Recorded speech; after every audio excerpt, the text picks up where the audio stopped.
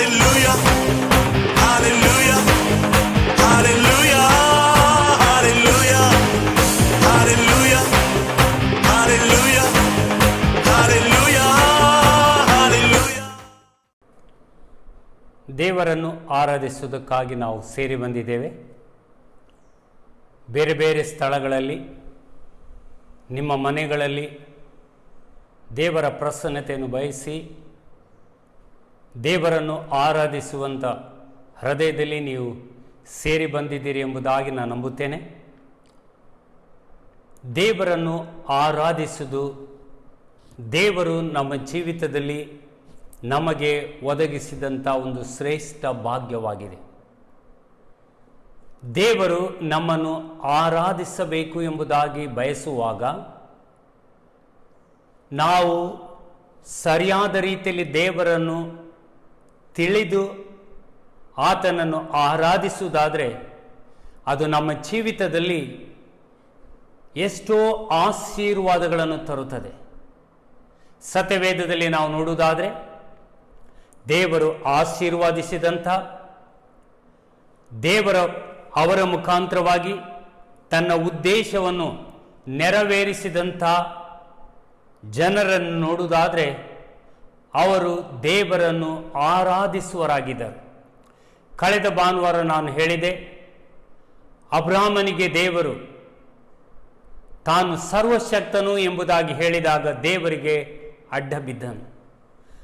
ದೇವರಿಗೆ ಅಡ್ಡ ಬಿದ್ದು ತನ್ನ ದೇವರ ಶಕ್ತಿಯನ್ನು ಆತನು ಅರಿತವನಾಗಿ, ಆತನ ಹಸ್ತದಲ್ಲಿ ತನ್ನನ್ನು ಒಪ್ಪಿಸಿಕೊಡುವನಾಗಿ ಆತನಿಗೆ ಅಡ್ಡ ಬಿದ್ದನು. ಎಂಥ ಪರಿಸ್ಥಿತಿಗಳು ಬಂದರೂ ಕೂಡ ನನ್ನ ದೇವರು ಸರ್ವಶಕ್ತನಾಗಿರುವುದರಿಂದ ನನಗೆ ಕೊರತೆ ಇಲ್ಲದವನಾಗಿ ನಡೆಸುವುದಕ್ಕೆ ಶಕ್ತನು ಎಂಬುದಾಗಿ ಆತನ ಮುಂದಕ್ಕೆ ತನ್ನನ್ನು ಸಮರ್ಪಿಸುವನಾಗಿ ಅಡ್ಡ ಬಿದ್ದನು. ಇನ್ನು ದಾವೀದನ ವಿಷಯದಲ್ಲಿ ನೋಡುವುದಾದರೆ ಅನೇಕ ಕೀರ್ತನೆಗಳು ನಾವು ಇವತ್ತು ಓದುತ್ತೇವೆ, ಅದರ ಮೂಲಕವಾಗಿ ಉತ್ತೇಜನ ಪಡೆಯುತ್ತೇವೆ, ಆರಾಧನೆಯಲ್ಲಿ ಉಪಯೋಗಿಸ್ತೇವೆ. ಇದರಲ್ಲಿ ದಾವೀದನು ಬರೆದಂಥ ಕೀರ್ತನೆಗಳು ದಾವೀದನಿಗೆ ದೇವರೊಂದಿಗೆ ಇದ್ದಂಥ ಸಂಬಂಧ, ಅನ್ಯೋನ್ಯತೆ, ದೇವರನ್ನು ತಿಳಿದು ಆತನು ಬರೆಯುವಾಗ ಆತನೊಬ್ಬ ಆರಾಧಕನಾಗಿದ್ದನು. 34ರಲ್ಲಿ ಆತನು ಹೇಳ್ತಾನೆ, ಮೊದಲನೇ ವಾಕ್ಯದಲ್ಲಿ, ನಾನು ಎಡೆಬಿಡದೆ ಕರ್ತನನ್ನು ಕೊಂಡಾಡುವೆನು, ಆತನ ಸ್ತೋತ್ರವು ಯಾವಾಗಲೂ ನನ್ನ ಬಾಯಲ್ಲಿರುವುದೆಂಬುದಾಗಿ. ಆದ್ದರಿಂದ ಪ್ರಿಯರೇ, ನಮ್ಮ ಬಾಯಿಯಲ್ಲಿ ಆತನ ಸ್ತೋತ್ರವಿರುವುದಾದರೆ ಆ ಸ್ತೋತ್ರವು ನಮಗೆ ಯಾವಾಗಲೂ ಕೂಡ ನಮ್ಮ ವಿರೋಧವಾಗಿ ಬರುವಂಥ ವೈರಿಯ ಬಾಯಿಯನ್ನು ಮುಚ್ಚಿಸುವಂಥದ್ದಾಗಿರ್ತದೆ. 8ನೇ ಕೀರ್ತನೆಯಲ್ಲಿ ದಾವೀದನು ಅದನ್ನೇ ಹೇಳ್ತಾನೆ, ಮುಯ್ಯಿ ತೀರಿಸುವುದಕ್ಕಾಗಿ ಎಂಬುದಾಗಿ ಆತನ ವೈರಿಯ ಬಾಯಿ ಮುಚ್ಚಿಸುವುದಕ್ಕಾಗಿ ದೇವರ ಸ್ತೋತ್ರವು ವೈರಿಯ ಬಾಯಿ ಮುಚ್ಚಿಸ್ತದೆ. ಇವತ್ತು ಪ್ರಿಯರೇ, ನೀವು ದೇವರನ್ನು ಆರಾಧಿಸಲಿಕ್ಕೆ ಬಂದಿರುವಾಗ ನಿಮ್ಮಲ್ಲಿ ಕೆಲವರಿಗೆ ಸಮಸ್ಯೆಗಳಿರ್ಬೋದು, ಕೆಲವರಿಗೆ ಉದ್ಯೋಗದ ಕೊರತೆ ಇರ್ಬೋದು, ನಿಮಗೆ ಕೆಲವರಿಗೆ ರೋಗ ಬಾಧೆಗಳಿರ್ಬೋದು, ಇನ್ನು ಕೆಲವರಿಗೆ ನಾನಾ ಸಮಸ್ಯೆಗಳಿರ್ಬೋದು. ಆದರೆ ಮೊದಲು ನಿಮ್ಮ ಸಮಸ್ಯೆಗಾಗಿ ಕೈ ಎತ್ತಿ ದೇವರನ್ನು ಸ್ತೋತ್ರ ಮಾಡಿರಿ. ನಾವು ದೇವರ ವಾಕ್ಯದಲ್ಲಿ ನೋಡುತ್ತೇವೆ, ಯೋಬನಿಗೆ ಸಮಸ್ಯೆಗಳು ಬಂದಾಗ ಆತನು ದೇವರಿಗೆ ಸ್ತೋತ್ರವನ್ನು ಸಲ್ಲಿಸಿದನು. ಯೋನನು ಸಮುದ್ರದಲ್ಲಿ ಮೀನಿನ ಹೊಟ್ಟೆಯಲ್ಲಿದ್ದಾಗ ಆತನಿಗೆ ದೇವರಿಗೆ ಆತನು ಸ್ತೋತ್ರವನ್ನು ಸಲ್ಲಿಸಿದನು. ಆಗ ಮೀನು ಆತನನ್ನು ಒಂದು ಒಣ ನೆಲದಲ್ಲಿ ಮೀನು ಆತನಿಗೆ ಕಾರಿ ಬಿಟ್ಟಿತು ಎಂಬುದಾಗಿ ಹೇಳ್ತದೆ. ಪ್ರಿಯರಿ, ಇವತ್ತು ಯಥಾರ್ಥ ಮನಸ್ಸಿನಿಂದ ನೀವು ದೇವರನ್ನು ಸ್ತೋತ್ರ ಮಾಡುವುದಾದ್ರೆ, ನಿಮಗೆ ಒಂದೊಂದು ಸಮಸ್ಯೆಗಳಿಗಾಗಿ ದೇವರಿಗೆ ಸ್ತೋತ್ರ ಮಾಡುವುದಾದ್ರೆ, ಯೋನನಿಗೆ ಮೀನಿನ ಹೊಟ್ಟೆಯಲ್ಲಿದ್ದಾಗ ಯಾವ ರೀತಿಯಲ್ಲಿ ದೇವರು ಆ ಮೀನಿಗೆ ಆಜ್ಞಾಪನೆ ಮಾಡಿದನು ಒಣ ನೆಲಕ್ಕೆ ಹೋಗಿ ಕಾರುವುದಕ್ಕೆ, ಅದೇ ದೇವರು, ನನ್ನ ದೇವರು, ನಿನ್ನ ದೇವರು, ನಿನ್ನ ಸಮಸ್ಯೆಯಿಂದ ನಿನಗೆ ಬಂಧಿಸಿದಂಥ ಸೈತಾನನಿಗೆ ಹೇಳುತ್ತಾನೆ, ನನ್ನ ಮಗನಿಗೆ, ನನ್ನ ಮಗಳಿಗೆ ಬಿಡು ಎಂಬುದಾಗಿ ಹೇಳುವುದಕ್ಕೆ ಶಕ್ತನಾದ ದೇವರಾಗಿದ್ದಾನೆ. ಆ ದೇವರನ್ನು ಆರಾಧಿಸಲಿಕ್ಕೆ ನಾವು ಬಂದಿದ್ದೇವೆ. ಆ ದೇವರ ಪ್ರಸನ್ನತೆಯಲ್ಲಿ ನಾವು ಇದ್ದೇವೆ. ಸ್ವಲ್ಪ ಹೊತ್ತು ಎಲ್ಲರೂ ನಿಮ್ಮ ಕೈಗಳನ್ನು ಮೇಲಕ್ಕೆತ್ತಿರಿ, ಹೇಳಿರಿ, ಕರ್ತನೇ, ನನ್ನ ಈ ಸಮಸ್ಯೆಗಾಗಿ ಸ್ತೋತ್ರ, ನನಗಿರುವಂತ ಈ ರೋಗಕ್ಕಾಗಿ ಸ್ತೋತ್ರ, ನನಗಿರುವಂತ ಆರ್ಥಿಕ ಸಮಸ್ಯೆಗಾಗಿ ಸ್ತೋತ್ರ, ನನಗೆ ವಿರೋಧಿಸುವರು ಇರುವುದಕ್ಕಾಗಿ ಸ್ತೋತ್ರ, ನನಗೆ ಪರಿಸ್ಥಿತಿಗಳು ವಿರೋಧವಾಗಿರುವುದಕ್ಕಾಗಿ ಸ್ತೋತ್ರ. ಆದ್ರೆ ನಾನು ನಂಬಿದಂತ ದೇವರು ಈ ಎಲ್ಲ ಪರಿಸ್ಥಿತಿಗಳ ಮೇಲೆ ನಿಯಂತ್ರಣ ಇರುವಂತ ದೇವರಾಗಿದೆ. ನನ್ನನ್ನು ಕೈ ಬಿಡುವುದಿಲ್ಲ, ತೊರೆಯುವುದಿಲ್ಲ ಎಂಬುದಾಗಿ ಹೇಳಿದಂತ ಒಳ್ಳೆ ದೇವರು ನೀನಾಗಿದೆ. ನಂಬಿಗಸ್ತನಾದ ದೇವರಾಗಿದೆ. ಓ, ನಿನ್ನ ನಾನು ಪ್ರೀತಿಸ್ತೇನೆ. ನನ್ನ ಪರಿಸ್ಥಿತಿ ನೋಡಿ ನನಗೆ ಅದ್ಭುತ ಮಾಡುವನಲ್ಲ, ಆದರೆ ನೀನು ನನಗೆ ಸರ್ವಶಕ್ತನೆಂಬುದಾಗಿ ನಾನು ಹೇಳಿಕೊಳ್ಳುವಾಗ, ನನ್ನ ನಂಬಿಕೆ ನಿನ್ನಲ್ಲಿ ಬಿಡುಗಡೆ ಮಾಡುವಾಗ ನೀನು ಯಾರು ಎಂಬುದಾಗಿ ತೋರಿಸಿಕೊಡುವ ಆತನಾಗಿದೆ. ನಿನ್ನನ್ನು ಆರಾಧಿಸುತ್ತೇವೆ. ಅಬ್ರಾಹ್ಮನಂತೆ ನಿನಗೆ ಅಡ್ಡ ಬೀಳುತ್ತೇವೆ ಕರ್ತನೆ, ದಾವಿದನಂತೆ ಎಡೆಬಿಡದೆ ಸ್ತುತಿಸುತ್ತೇವೆ ಕರ್ತನೆ. ನೀನೊಬ್ಬನೇ ಒಳ್ಳೆಯವನು. ನಿನ್ನ ಕೃಪೆಯು ನಮ್ಮ ಮೇಲೆ ಶಾಶ್ವತವಾಗಿದೆ. ಇವತ್ತು ಕೂಡ ನಿನ್ನನ್ನು ಆರಾಧಿಸಲಿಕ್ಕೆ ಬಂದಿರುವಾಗ ತಂದೆ, ನಿನ್ನ ಪ್ರೀತಿ, ನಿನ್ನ ದಯೆ, ನಿನ್ನ ಕರುಣೆಯನ್ನು ನಾವು ನೆನಪು ಮಾಡ್ತೇವೆ ತಂದೆ. ಇವತ್ತು ಈ ಆರಾಧನೆಯಲ್ಲಿ ಯಾರೆಲ್ಲ ಭಾಗಿಗಳಾಗಿದ್ದಾರೆ ಕರ್ತನೆ, ಅವರು ಎಲ್ಲಿದ್ದರೂ ಕೂಡ ಪರಿಶುದ್ಧಾತ್ಮನೇ ನಿನ್ನ ಪ್ರಸನ್ನತೆ ಬಲವಾಗಿ ಅವರನ್ನು ಆವರಿಸಲಿ ತಂದೆ. ಪ್ರತಿಯೊಬ್ಬರನ್ನು ನಿನ್ನನ್ನು ಆರಾಧಿಸುವಂತೆ ನಿನ್ನ ಆತ್ಮನವರನ್ನು ಪ್ರೇರೇಪಿಸಲಿ. ಕೀರ್ತನಗಾರ ಹೇಳ್ತಾನೆ, ನೀನು ನನ್ನನ್ನು ಚೈತನ್ಯಗೊಳಿಸು, ನಿನ್ನನ್ನು ಕೊಂಡಾಡುವಂತೆ ಎಂಬುದಾಗಿ. ಆದ್ದರಿಂದ ನಾವು ಕೂಡ ಹೇಳ್ತೇವೆ, ಅಪ್ಪ, ನಿನ್ನನ್ನು ಆರಾಧಿಸುವಂತೆ ನಮ್ಮನ್ನು ಚೈತನ್ಯಗೊಳಿಸು. ಲಾರ್ಡ್, ರಿವೈವ್ ಅಸ್, ನಮ್ಮನ್ನು ಉಜ್ಜೀವನಗೊಳಿಸು. ನಿನ್ನ ಹೊರತು ನಾವು ಏನು ಮಾಡಲಾರೆವು. ಇವತ್ತು ಕೂಡ ನಿನ್ನನ್ನು ಆತುಕೊಳ್ಳುತ್ತೇವೆ. ಪರಿಶುದ್ಧಾತ್ಮನೇ, ನಮ್ಮ ಸಹಾಯಕ ನೀನು, ನಮ್ಮನ್ನು ಅಭಿಷೇಕಿಸು. ಇವತ್ತಿನ ಆರಾಧನೆಯು ನೀನು ಸ್ವೀಕರಿಸಬೇಕೆಂಬುದಾಗಿ ನಾನು ಪ್ರಾರ್ಥಿಸ್ತೇನೆ. ಇವತ್ತು ಗಾಯನ ಮಂಡಳಿಯವರು ನಮಗೆ ಆರಾಧನೆಯಲ್ಲಿ ನಡೆಸುವಾಗ ನಿನ್ನ ಬಲವಾದ ಪ್ರಸನ್ನತೆ ಅವರ ಮೇಲೆ ಇರಲಿ. ಇವತ್ತು ಕೇಳುವಂಥ ವಾಕ್ಯ ನಮಗೆ ಸಾಂತ್ವನ ತರುವಂಥದ್ದಾಗಲಿ, ನಮಗೆ ಧೈರ್ಯ ಉತ್ತೇಜನ ಕೊಡುವಂಥದ್ದಾಗಲಿ. ಈ ಮುಂದಿನ ಸಮಯದಲ್ಲಿ ಕರ್ತನೆ, ನೀನು ನಮ್ಮ ನಡುವಿನಲ್ಲಿ ಇದ್ದುಕೊಂಡು ನಮ್ಮ ನೀನೇ ನಡೆಸು. ನಿನ್ನ ನಾಮ ಒಂದೇ ಮೇಲಕ್ಕೆತ್ತಲ್ಪಡಲೆಂಬುದಾಗಿ ನಾವು ಪ್ರಾರ್ಥಿಸ್ತೇವೆ. ಯೇಸು ಕ್ರಿಸ್ತನ ನಾಮದಲ್ಲಿ ತಂದೆ, ಆಮೇನ್, ಆಮೇನ್.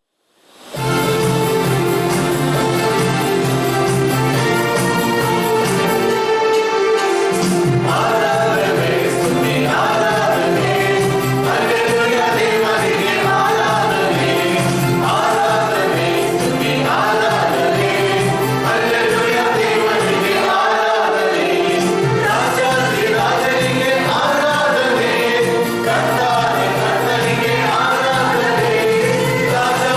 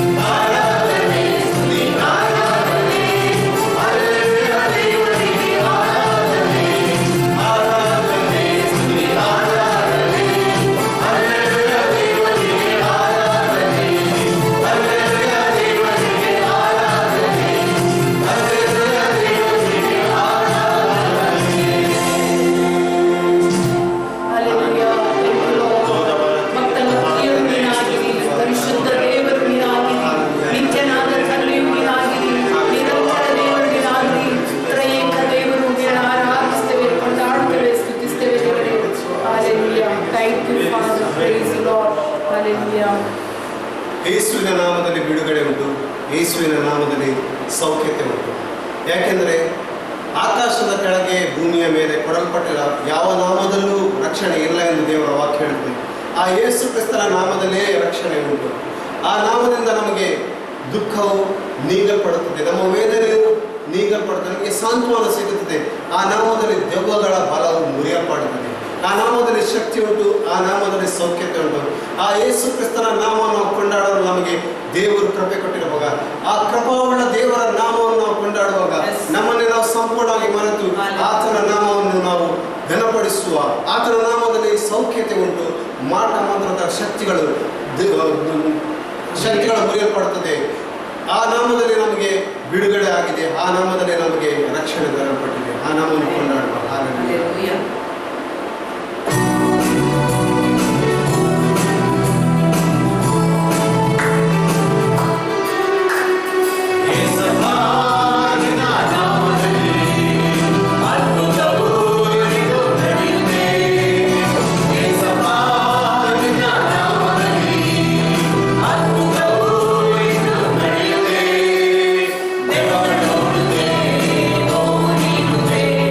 Bye.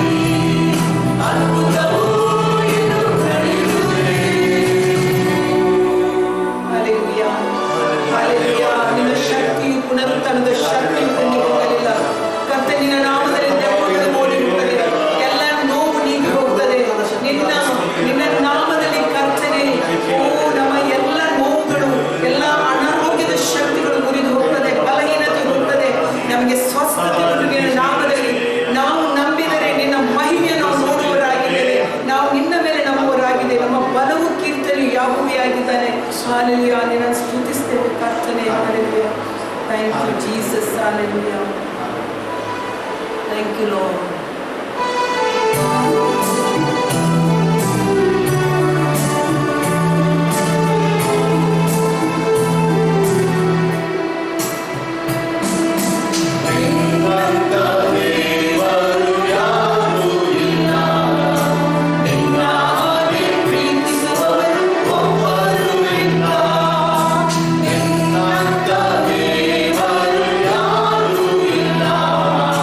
ನಿನ್ನ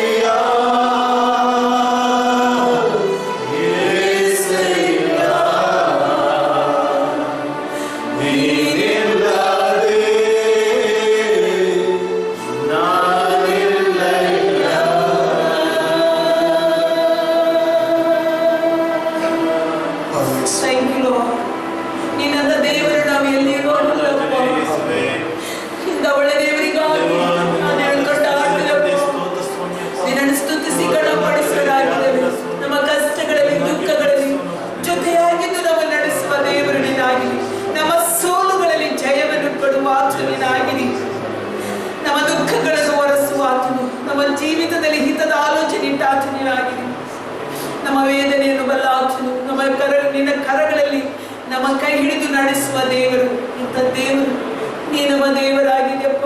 ನಿನ್ನನ್ನು ಕೊಂಡಾಡ್ತೇವೆ, ಸ್ತುತಿಸ್ತೇವೆ. ನಿನ್ನ ನಾಮವನ್ನು ಘನಪಡಿಸುವರಾಗಿದೆ. ನಿನ್ನ ಒಳ್ಳೆತನವನ್ನು ಹಾಡಿ ಹರಸುವರಾಗಿದೆ. ನಿನ್ನಂಥ ದೇವರು ಯಾರು ಇಲ್ಲ. ಎಲ್ಲ ದೇವರುಗಳಲ್ಲಿ ನಿನ್ನ ನಾಮವನ್ನೇ ಶ್ರೇಷ್ಠವಾದದು. ಎಲ್ಲ ಮೊಣಕಾಲು ಈ ನಾಮಕ್ಕೆ ಬಾಗಬೇಕು, ಪ್ರತಿ ನಾಲಿಗೆ ಅರಿಕೆ ಮಾಡಬೇಕು, ಯೇಸುವೇ ಕರ್ತನು ಒಡೆಯನೆಂಬುದಾಗಿ. ಹಾಲೆಲೂಯ. ನಿನ್ನ ಆರಾಧಿಸ್ತೇವೆ, ಕೊಂಡಾಡುತ್ತೇವೆ, ಸ್ತುತಿಸ್ತೇವೆ. ನಿನ್ನ ನಾಮವನ್ನು ಘನಪಡಿಸುವರಾಗಿದೆ. ಪೂರ್ಣ ಹೃದಯದಿಂದ ನಿನ್ನ ಆರಾಧಿಸಿ ನಿನ್ನನ್ನು ಕೊಂಡಾಡುವರಾಗಿದ್ದೇವೆ. ಹಾಲೆಲೂಯ. ನೀನೇ ನಮ್ಮ ಬಂಡೆಯು, ನೀ ನಮ್ಮ ಕೋಟೆಯು, ಗುರಾಣಿ ಆಗಿರಿ. Hallelujah. Thank you Jesus. Glory glory. Hallelujah.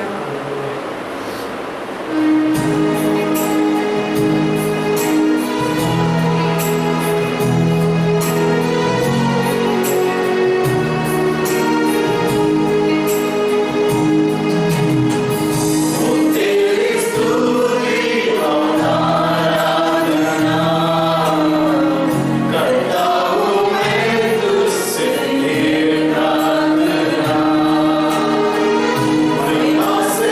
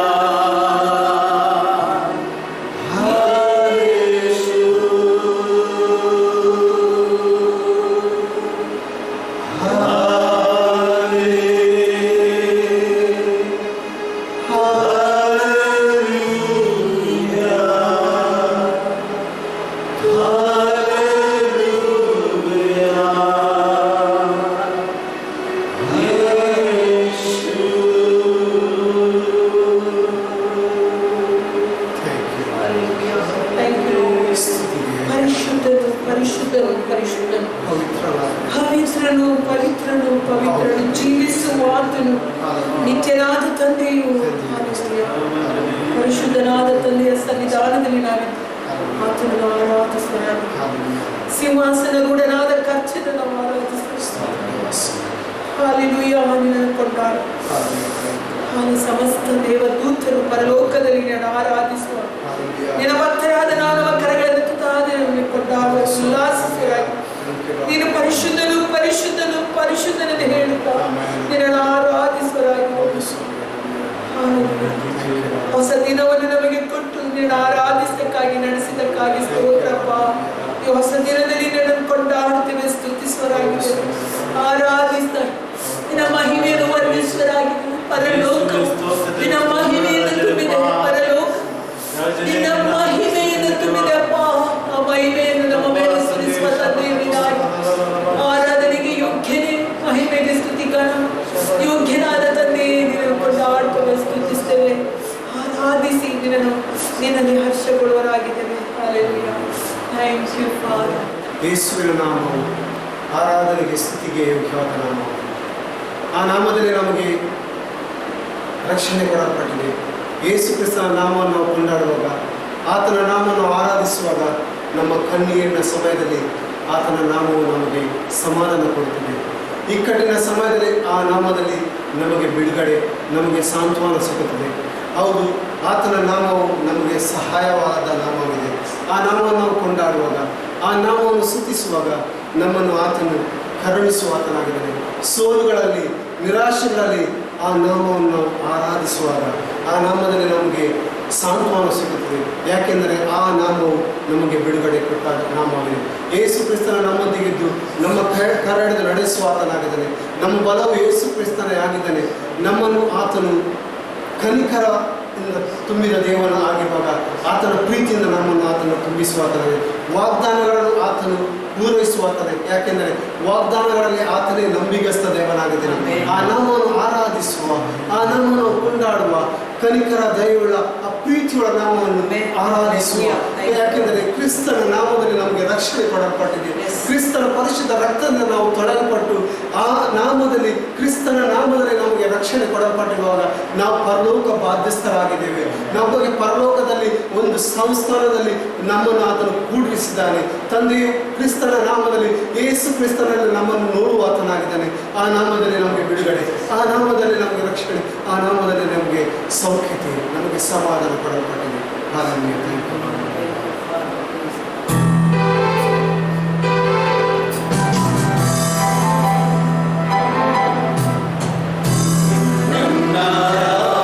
Yeshuve,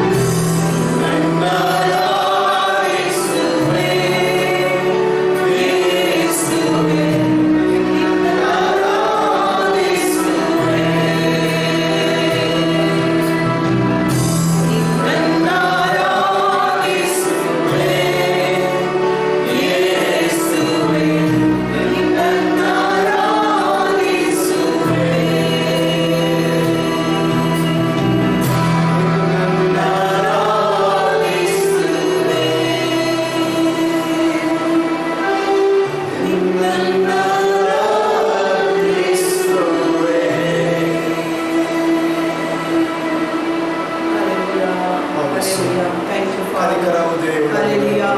ನಮ್ಮ ಕಣ್ಣೀರನ್ನು ಒರೆಸಿದ ಆತನೇ ನಿನಗೆ Hallelujah. Thank you, Jesus. ಸೋಲುಗಳಲ್ಲಿ ನಮಗೆ ಜಯವನ್ನು ಕೊಟ್ಟ ಆತನೇ ನಿನಗೆ ಸ್ತೋತ್ರ. ಕೃಪಾಪೂರ್ಣನಾದ ದೇವರೇ ನಿನಗೆ ಸ್ತೋತ್ರಪ್ಪ. ಕರ್ತನೇ ನಿನ್ನನ್ನು ಸ್ತುತಿಸುತ್ತೇವೆ, ನಿನ್ನನ್ನು ಕೊಂಡಾಡುತ್ತೇವೆ. Hallelujah. Thank ನಮ್ಮ you. ಕರಡಿದ ನಡೆಸುವ ಆತನೇ ನಿನಗೆ ಸ್ತೋತ್ರ. Hallelujah. Thank you, Jesus. ಕೈ ಬಿಡದೆ ಎಂದಿರುವ ದೇವರೇ, ನಮ್ಮ ಸಂಗಡ ಇರುವ ಆತನೇ ನಿನಗೆ ಸ್ತೋತ್ರ. Hallelujah. ನಿನ್ನ ಕೃಪೆಯ Hallelujah. ವರಕ್ಕಾಗಿ ಸ್ತೋತ್ರ ದೇವರೇ. ನಿನ್ನ ಕಣ್ಣೀರು ನಮ್ಮ ಕಣ್ಣೀರು ಒರೆಸಿದ ಆತನೇ, Thank you, Father. ನಮ್ಮ ಕರಡಿದ ನಡೆಸುವ ಆತನೇ ನಿನಗೆ ಸ್ತೋತ್ರ ದೇವ. ಹಾಲೆಲೂಯಾ. ನಿನ್ನ ಅಂಗೈಯಲ್ಲಿ ನಮ್ಮನ್ನು ಚಿತ್ರಿಸಿ ಕಾಯುವ ಆತನೇ ನಿನಗೆ ಸ್ತೋತ್ರ ದೇವ. ಕನಿಕರ ದಯವುಳ್ಳ ಆತನೇ, ನೀನು ಕರುಣಾಮಯನಾದ ದೇವನಾಗಿದೆಯ ದೇವ. ನೀನೇ ಒಳ್ಳೆಯ ದೇವನಾಗಿದೆ. ನೀನು ಎಷ್ಟೊಂದು ಪ್ರೀತಿಯ ನಮ್ಮ ಮೇಲೆ ಇಟ್ಟದಕ್ಕಾಗಿ ಸ್ತೋತ್ರ ದೇವ. ನಿನ್ನ ಅಗಾಪೆ ಪ್ರೀತಿಯಿಂದ ನಮ್ಮ ಪ್ರೀತಿಸಿದ ಆತನೇ ನಿನಗೆ ಸ್ತೋತ್ರ ದೇವ. ಆದಿಯು ಅಂತ್ಯವು ನಾನೇ ಎಂದು ಹೇಳಿದ ಆತನೇ, ಇಮ್ಮಾನುವೆ ದೇವರೇ, ನಮ್ಮ ಕೂಡ ಇರುವ ಆತನೇ, ನಮ್ಮ ನಡೆಸುವ ಆತನೇ ನಿನಗೆ ಸ್ತೋತ್ರ. ನಿನಗೆ ಕೊಂಡಾಟವಾಗಲಿದೇವ. ನಿನ್ನನ್ನೇ ಆರಾಧಿಸುತ್ತೇವೆ, ನಿನ್ನನ್ನೇ ಸ್ತುತಿಸುತ್ತೇವೆ ದೇವ. ನಮ್ಮ ಫಲವು, ನಮ್ಮ ಕೋಟೆಯು, ನಮ್ಮ ಗುರಾಣಿಯಾಗಿರುವ ಆತನೇ ನಿನಗೆ ಸ್ತೋತ್ರ. ಪರಾತ್ಪರನೇ ನಿನಗೆ ಸ್ತೋತ್ರ. ಹಾಲೆಲೂಯಾ. ತಂದೆಯಾದ ದೇವರೇ, ಈಗ ನಾವು ಹಾಡಿದ ಪ್ರಕಾರ ನೀನು ಕಣ್ಣಿಕರ ದಯೆ ಪ್ರೀತಿಯುಳ್ಳ ದೇವರು. ನೀ ನಮ್ಮನ್ನು ಪ್ರೀತಿಸಿದ ಆತನು, ಶಾಶ್ವತ ಪ್ರೀತಿಯಿಂದ ನಮ್ಮನ್ನು ಸೆಳೆದುಕೊಂಡ ಆತನು. ನಿನ್ನ ಮಗನ ಮೂಲಕ ನಮ್ಮನ್ನು ಪ್ರೀತಿಸಿ ನಮ್ಮನ್ನು ಕೈ ಬಿಡದೆ ಕಾಪಾಡಿದ ತಂದೆಯು ನೀನಾಗಿದ್ದೀಯ. ಸೋಲುಗಳ ಮಧ್ಯದಲ್ಲಿ, ಕಷ್ಟಗಳ ಮಧ್ಯದಲ್ಲಿ, ನಿರಾಶೆಯ ಮಧ್ಯದಲ್ಲಿ ಸ್ತುತಿಸುವಾಗ ನೀನು ಹತ್ತಿರವಾಗಿ ಇದ್ದಿ ನಮ್ಮ ಕಣ್ಣೀರನ್ನು ಒರೆಸಿ ನಮ್ಮನ್ನು ಬಿಡುಗಡೆ ಕೊಡುವ ನೀನಾಗಿದ್ದೀಯ. ಒಳ್ಳೆ ಆರೋಗ್ಯ ಕೊಟ್ಟು ನಡೆಸಿದ ತಂದೆಯು ನೀನಾಗಿದ್ದೀಯ. ನಿನ್ನ ಮಗನ ಮೂಲಕ ನಮ್ಮನ್ನು ಪ್ರೀತಿಸಿ ಆತನ ರಕ್ತದ ಮೂಲಕ ನಮ್ಮನ್ನು ತೊಳೆದು ಶುದ್ಧ ಮಾಡಿ ನಿನ್ನ ಸಮ್ಮುಖದಲ್ಲಿ ಇದ್ದು ನಿನ್ನ ಆರಾಧಿಸದಕ್ಕಾಗಿ ನಮ್ಮನ್ನು ಆರಿಸಿಕೊಂಡ ತಂದೆಯು ನೀನಾಗಿದ್ದೀಯ. ನಿನ್ನನ್ನು ಎಷ್ಟು ಸ್ತುತಿಸಿದರೂ ಅದು ಕಡಿಮೆಯೇ ಆಗಿದೆ ಅಪ್ಪ. ನಿನ್ನ ಒಳ್ಳೆತನವನ್ನು ನಾವು ಹಾಡಿ ಹಾರಿಸುವರಾಗಿದ್ದೇವೆ. ನೀನೇ ನಮ್ಮ ಬಂಡೆಯು, ಕೋಟೆಯು, ಗುರಾಣಿಯು, ದುರ್ಗವಾಗಿದೆಯೇ ಯೇಸುವೆ. ನಿನ್ನ ಮೇಲೆ ನಮ್ಮನ್ನು ಸ್ಥಿರಪಡಿಸಿ ನಮ್ಮ ಬಾಯಲ್ಲಿ ನೂತನ ಕೀರ್ತನೆಯನ್ನು ಹಾಕಿದಾಚು ನೀನಾಗಿದೆ. ನಾವು ನಿನ್ನ ಮಕ್ಕಳು, ಇವತ್ತು ನಾವು ಅಪ್ಪ ಎಂದು ನಿನ್ನನ್ನು ಹಾಡಿ ಹಾರಿಸುವರಾಗಿದ್ದೇವೆ. ನಮ್ಮ ಜೀವಿತದಲ್ಲಿ ನೀನು ಮಾಡಿದ ಒಂದೊಂದು ಕೃಪೆಯನ್ನು ನೆನೆಸಿ ನಿನ್ನನ್ನು ಕೊಂಡಾಡುವರಾಗಿದ್ದೇವೆ. ನಾವು ಇವತ್ತು ಇರುವುದಾದರೆ ಅದು ನಿನ್ನ ಕೃಪೆಯಿಂದ ಆಗಿದೆ ಅಪ್ಪ. ನಿನ್ನನ್ನು ಕೊಂಡಾಡುತ್ತೇವೆ, ಸ್ತುತಿಸಿದ್ದೇವೆ. ನೀನು ಮಾಡಿದ ಎಲ್ಲ ಉಪಕಾರಗಳಿಗಾಗಿ ಪುನರಾವರ್ತಿ ನಿನ್ನನ್ನು ಆರಾಧಿಸಿ ನಿನ್ನಲ್ಲಿ ಹೆಚ್ಚಳಪಟ್ಟು ನಿನ್ನ ನಾಮವನ್ನು ಇನ್ನೂ ಮೇಲಕ್ಕೆ ನಾವು ಎತ್ತುವರಾಗಿದ್ದೇವೆ. ಎಲ್ಲ ಮಹಿಮೆ, ಘನತೆ, ಗೌರವ, ಸ್ತುತಿ, ಆರಾಧನೆ ನಿನಗೆ ಒಬ್ಬನಿಗೆ ಸಲ್ಲಿಸ್ತೇವೆ. ನಮ್ಮ ರಕ್ಷಕ ಒಡೆಯನಾದ ಯೇಸು ಕ್ರಿಸ್ತನ ಹೆಸರಿನಲ್ಲಿ ತಂದೆಯೇ, ಆಮೆನ್. ದೇವರನ್ನು ಆರಾಧಿಸಿ ಆತನ ಪ್ರಸನ್ನತೆಯನ್ನು ನಾವು ಅನುಭವಿಸಿದೆವು. ದೇವರ ವಾಕ್ಯವನ್ನು ನಾವು ಕೇಳುವುದಕ್ಕಾಗಿ ಸಿದ್ಧರಾಗಿದ್ದೇವೆ. ದೇವರ ವಾಕ್ಯ ನಮ್ಮ ಜೀವಿತದಲ್ಲಿ ಇಲ್ಲದಿದ್ದರೆ ನಾವು ಆತ್ಮಿಕವಾಗಿ ಬೆಳೆಯುವುದು ಸಾಧ್ಯವಿಲ್ಲ. ನಾವು ದೇವರ ಚಿತ್ತವನ್ನು ಅರಿತು ಆತನ ಚಿತ್ತವನ್ನು ಮಾಡುವಂಥ ಜನರಾಗಿರುವುದರಿಂದ ದೇವರ ವಾಕ್ಯವು ನಮಗೆ ಬಹಳಷ್ಟು ಅಗತ್ಯವಾಗಿದೆ. ಈ ವಾರದಲ್ಲಿ ನಾವು ವಾಕ್ಯವನ್ನು ಕೇಳುವ ಮೊದಲು ಯಾರೆಲ್ಲ ಹುಟ್ಟು ದಿವಸವನ್ನು ಇವತ್ತಿನಿಂದ ಬರುವ ಶನಿವಾರ ತನಕ ಆಚರಿಸುತ್ತಾರೆ ಅವರೆಲ್ಲರೂ ನೀವು ಇದ್ದಲ್ಲಿ ನಾವು ನಿಮಗಾಗಿ ಪ್ರಾರ್ಥನೆ ಮಾಡಲಿಕ್ಕಿದ್ದೇವೆ. ಹಾಗೂ ಯಾರು ವೆಡ್ಡಿಂಗ್ ಆ್ಯನಿವರ್ಸರಿಯನ್ನು ಆಚರಿಸುತ್ತಾರೆ ಅವರಿಗೋಸ್ಕರವಾಗಿಯೂ ಕೂಡ ನಾವು ಪ್ರಾರ್ಥನೆ ಮಾಡಲಿಕ್ಕಿದ್ದೇವೆ. ನಾವು ಪ್ರಾರ್ಥನೆ ಮಾಡುವ. ತಂದೆಯಾದ ದೇವರೇ, ನಿನ್ನ ಪಾದದಲ್ಲಿ ನಾವು ಇದ್ದೇವೆ. ಈ ವಾರದಲ್ಲಿ ಯಾರೆಲ್ಲ ಹುಟ್ಟು ದಿವಸವನ್ನು ಆಚರಿಸುತ್ತಾರೆ ನೀನು ಅವರೊಂದಿಗೆ ಇದ್ದುಕೊಂಡು ಅವರು ಇನ್ನೊಂದು ವರ್ಷಕ್ಕೆ ಕಾಲಿಡುವಾಗ ಅವರ ಜೀವಿತದ ಪ್ರತಿಯೊಂದು ದಿವಸಗಳು ನೀನು ಅವರ ಸಂಗಡ ಇದ್ದುಕೊಂಡು ನಿನ್ನ ಆತ್ಮನಿಂದ ಅವರನ್ನು ತುಂಬಿಸಿ ಆತ್ಮನಿಂದ ನಡೆಸುವುದಕ್ಕಾಗಿ ನಾವು ಪ್ರಾರ್ಥಿಸ್ತೇವೆ.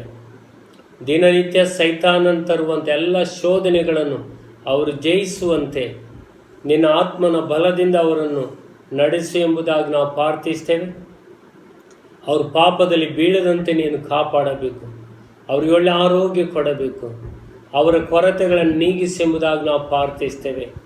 ಅವರ ಜೊತೆಯಲ್ಲಿ ನೀನಿದ್ದುಕೊಂಡು ಪ್ರತಿನಿತ್ಯ ಅವರನ್ನು ನಡೆಸು, ಹಾಗೂ ನಾವು ಯೇಸು ಕ್ರಿಸ್ತನ ನಾಮದಲ್ಲಿ ಅವರನ್ನು ಆಶೀರ್ವದಿಸುತ್ತೇವೆ. ವೆಡ್ಡಿಂಗ್ ಆ್ಯನಿವರ್ಸರಿ ಆಚರಿಸ್ತಿರುವಂಥ ಪ್ರಿಯರಿಗಾಗಿ ನಾವು ಪ್ರಾರ್ಥಿಸ್ತೇವೆ. ತಂದೆ, ಅವರು ಈ ತನಕ ದಾಂಪತ್ಯ ಜೀವಿತದಲ್ಲಿ ಮಾಡಿದಂಥ ಒಡಂಬಡಿಕೆಯನ್ನು ಕಾಪಾಡಿಕೊಳ್ಳುವುದಕ್ಕೆ ನೀನು ಶಕ್ತಿ ಕೊಟ್ಟದಕ್ಕಾಗಿ ಸ್ತೋತ್ರ. ಆದ್ದರಿಂದ ಅವರು ಈ ಲೋಕದಲ್ಲಿ ಎಷ್ಟು ವರ್ಷ ಅವರು ಜೊತೆಯಾಗಿ ಬಾಳಲಿಕ್ಕೆ ನೀನು ಜೀವಂತವಾಗಿಡುತ್ತೀಯೋ ಆ ದಿವಸಗಳೆಲ್ಲ ಪರಸ್ಪರ ಪ್ರೀತಿಸುತ್ತಾ ಐಕ್ಯತೆಯಲ್ಲಿ ಸೈತಾನಿಗೆ ಅವಕಾಶ ಕೊಡದೆ ನಿನಗೆ ನಂಬಿಗಸ್ತರಾಗಿ ಜೀವಿಸುವಂತೆ ಕೃಪೆ ತೋರು. ಈ ಕುಟುಂಬಗಳನ್ನು ನಿನ್ನ ಹಸ್ತದಲ್ಲಿ ಇಟ್ಟುಕೊಂಡು ನೀನೇ ಆ ಕುಟುಂಬಗಳನ್ನು ನಡೆಸು ಎಂಬುದಾಗಿ ನಾವು ಪ್ರಾರ್ಥಿಸ್ತೇವೆ. ಯೇಸು ಕ್ರಿಸ್ತನ ನಾಮದಲ್ಲಿ ತಂದೆ, ಆಮೇನ್. ನಮ್ಮ ಸಭೆಯ ಕಟ್ಟಡವನ್ನು ಕಟ್ಟುವುದಕ್ಕಾಗಿ ನೀವು ಅನೇಕರು ಸಹಾಯ ಮಾಡ್ತಾ ಇದ್ದೀರಿ, ತ್ಯಾಗಭರಿತವಾಗಿ ನೀವು ಕೊಡ್ತಾ ಇದ್ದೀರಿ. ದೇವರು ನಿಮ್ಮ ಅವಶ್ಯಕತೆಗಳನ್ನು ಒದಗಿಸಿಕೊಟ್ಟು ನಿಮ್ಮನ್ನು ಆಶೀರ್ವದಿಸಲಿ ಎಂಬುದಾಗಿ ನನ್ನ ಹೃದಯದ ಆಸೆ ಹಾಗೂ ಪ್ರಾರ್ಥನೆಯಾಗಿದೆ. ಈ ಸಮಯದಲ್ಲಿ ಕೂಡ ನಾನು ಪ್ರಾರ್ಥಿಸ್ತೇನೆ. ತಂದೆಯಾದ ದೇವರೇ, ನಿನ್ನ ಕೆಲಸಕ್ಕೋಸ್ಕರವಾಗಿ ಕೊಡುವಂಥ ಹೃದಯವನ್ನು ಅನೇಕರಿಗೆ ಕೊಟ್ಟಿದೆ. ಕೊಡಿರಿ, ಕೊಡಲ್ಪಡುವುದು ಎಂಬುದಾಗಿ ನೀನು ಹೇಳಿದೆ. ಆ ಒಂದು ಸರತ ವಿಧವೆ ತನ್ನಲ್ಲಿ ಸ್ವಲ್ಪ ಹಿಟ್ಟು ಹಾಗೂ ಎಣ್ಣೆ ಮಾತ್ರ ಹೊಂದಿದ್ದಳು.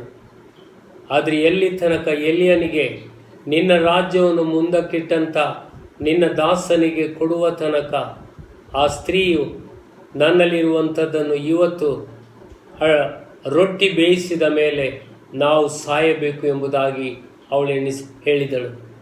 ಆದರೆ ಯಾವಾಗ ಅವಳು ನಿನಗೆ ಕೊಟ್ಟಳು ಆವಾಗ ಇದ್ದದನ್ನು ನೀನು ಆಶೀರ್ವದಿಸಿದೆ. ಅವರಿಗೆ ಯಾವುದೇ ಕೊರತೆ ಇಲ್ಲದಂತೆ ನೀನು ಆ ಬರಗಾಲದಲ್ಲಿ ಕೂಡ ಕಾಪಾಡಿದೆ. ಆದ್ದರಿಂದ ನಾವು ನಿನ್ನ ರಾಜ್ಯವನ್ನು ಮೊದಲಿಟ್ಟು ನಿನಗೆ ಕೊಡುವಾಗ ನೀನಿನ್ನೂ ನಮಗೆ ಹೆಚ್ಚು ಕೊಡುತ್ತೆ.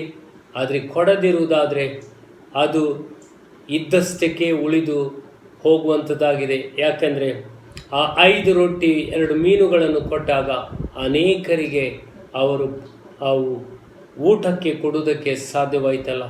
ಅದೇ ರೀತಿಯಲ್ಲಿ ಕರ್ತನೆ, ಯಾರೆಲ್ಲ ಕೊಟ್ಟಿದ್ದಾರೆ ಅವರ ಮೇಲೆ ಹೇರಳವಾದ ಆಶೀರ್ವಾದ ಸುರಿಸು ಕರ್ತನೆ.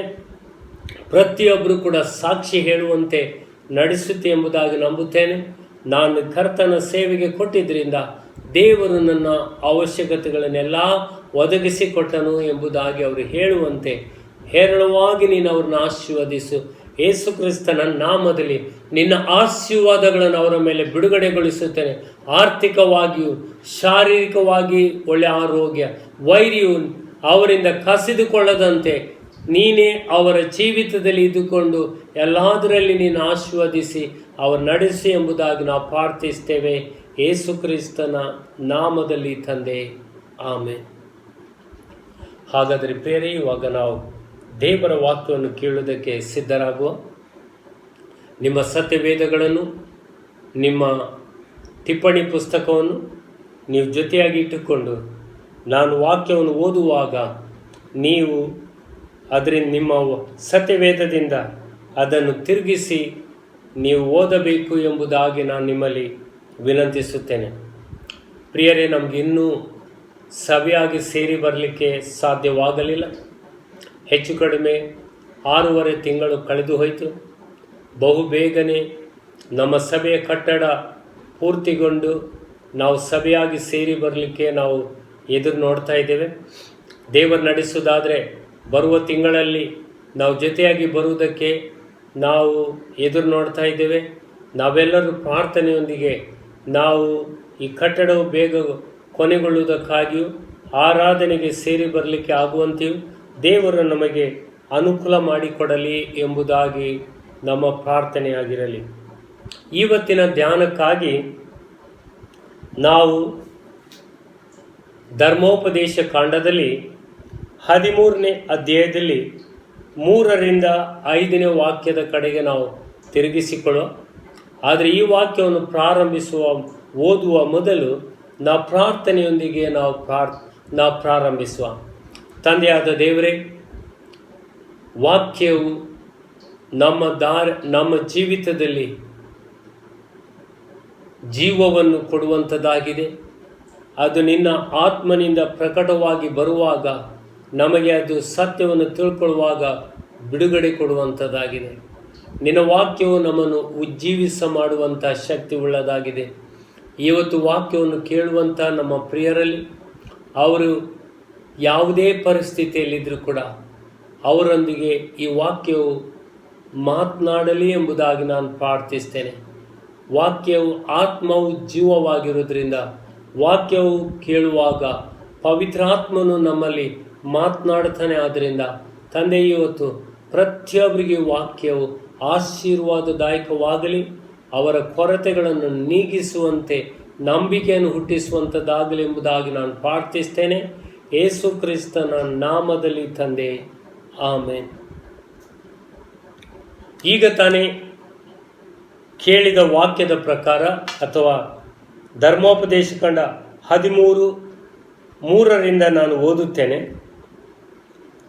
ನಿಮ್ಮ ದೇವರಾದ ಯೆಹೋವನು ಇವರು ಸಂಪೂರ್ಣ ಹೃದಯದಿಂದಲೂ ಮನಸ್ಸಿನಿಂದಲೂ ತನ್ನನ್ನೇ ಪ್ರೀತಿಸುವವರು ಹೌದೋ ಅಲ್ಲವೋ ಎಂಬುದನ್ನು ತಿಳುಕೊಳ್ಳುವುದಕ್ಕೆ ನಿಮ್ಮನ್ನು ಪರೀಕ್ಷಿಸುತ್ತಾನೆ.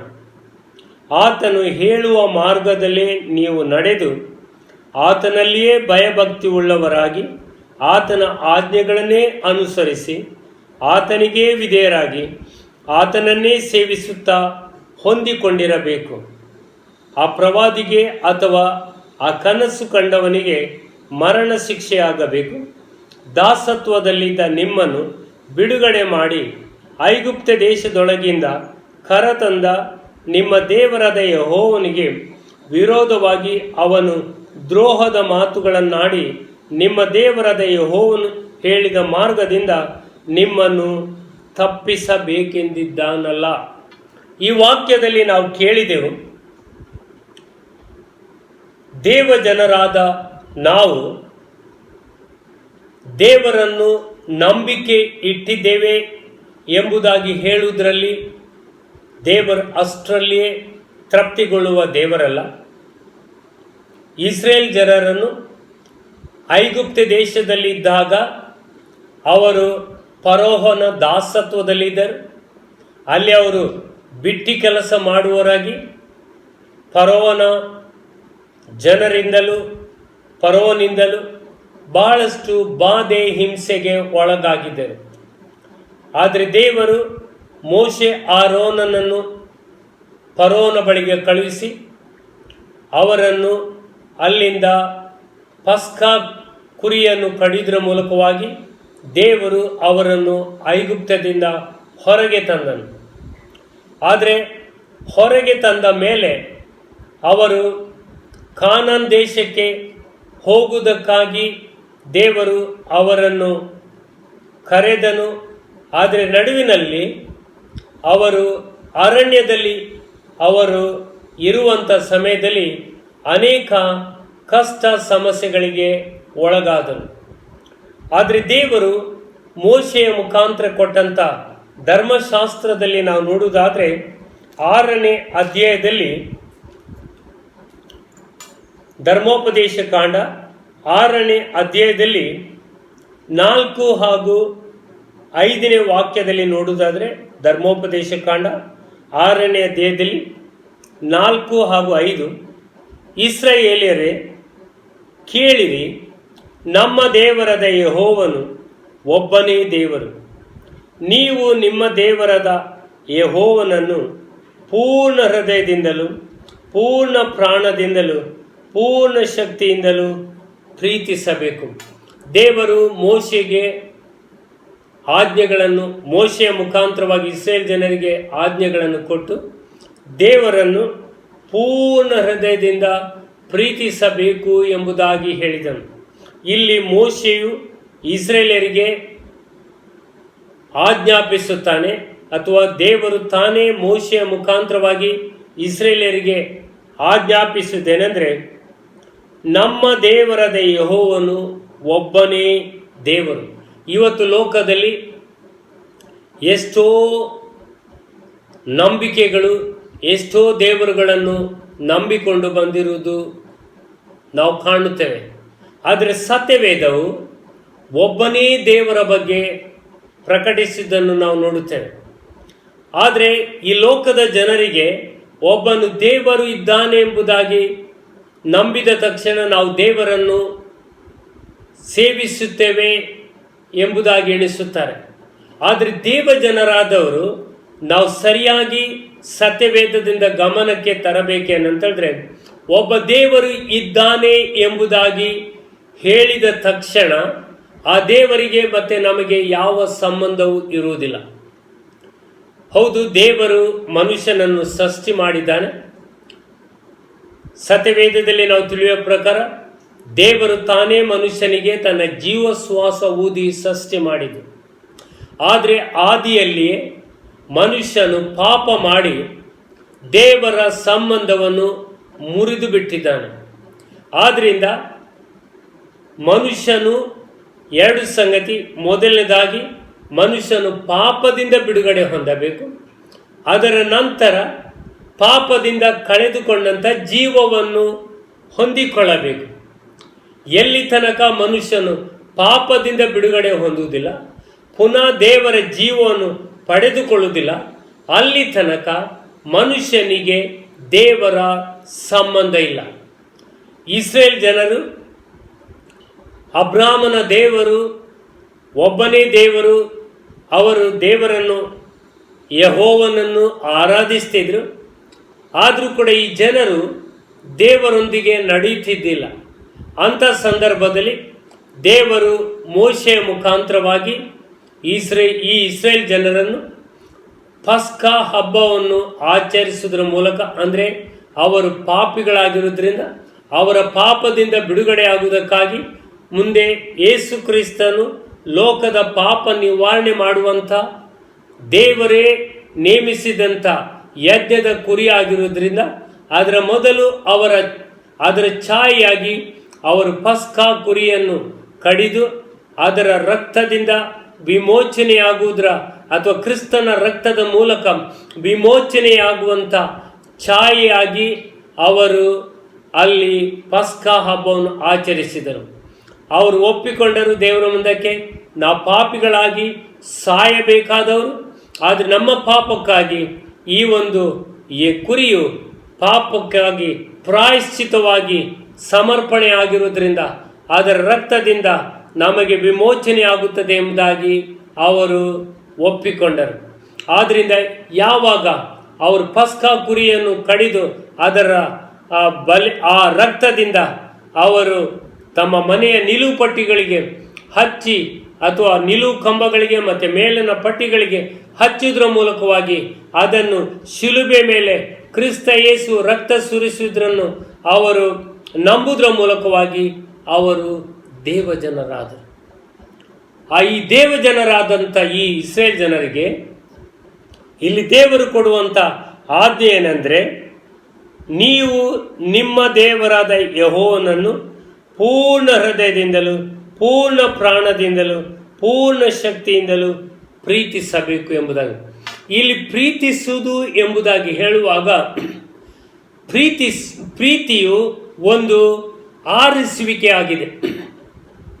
ಸಾಮಾನ್ಯವಾಗಿ ಲೋಕದಲ್ಲಿ ಪ್ರೀತಿ ಎಂದರೆ ನಮಗೆ ಇನ್ನೊಬ್ಬನು ಪ್ರೀತಿ ಮಾಡಿದರೆ ನಾವು ಹಿಂದಕ್ಕೆ ಪ್ರೀತಿ ಮಾಡುತ್ತೇವೆ.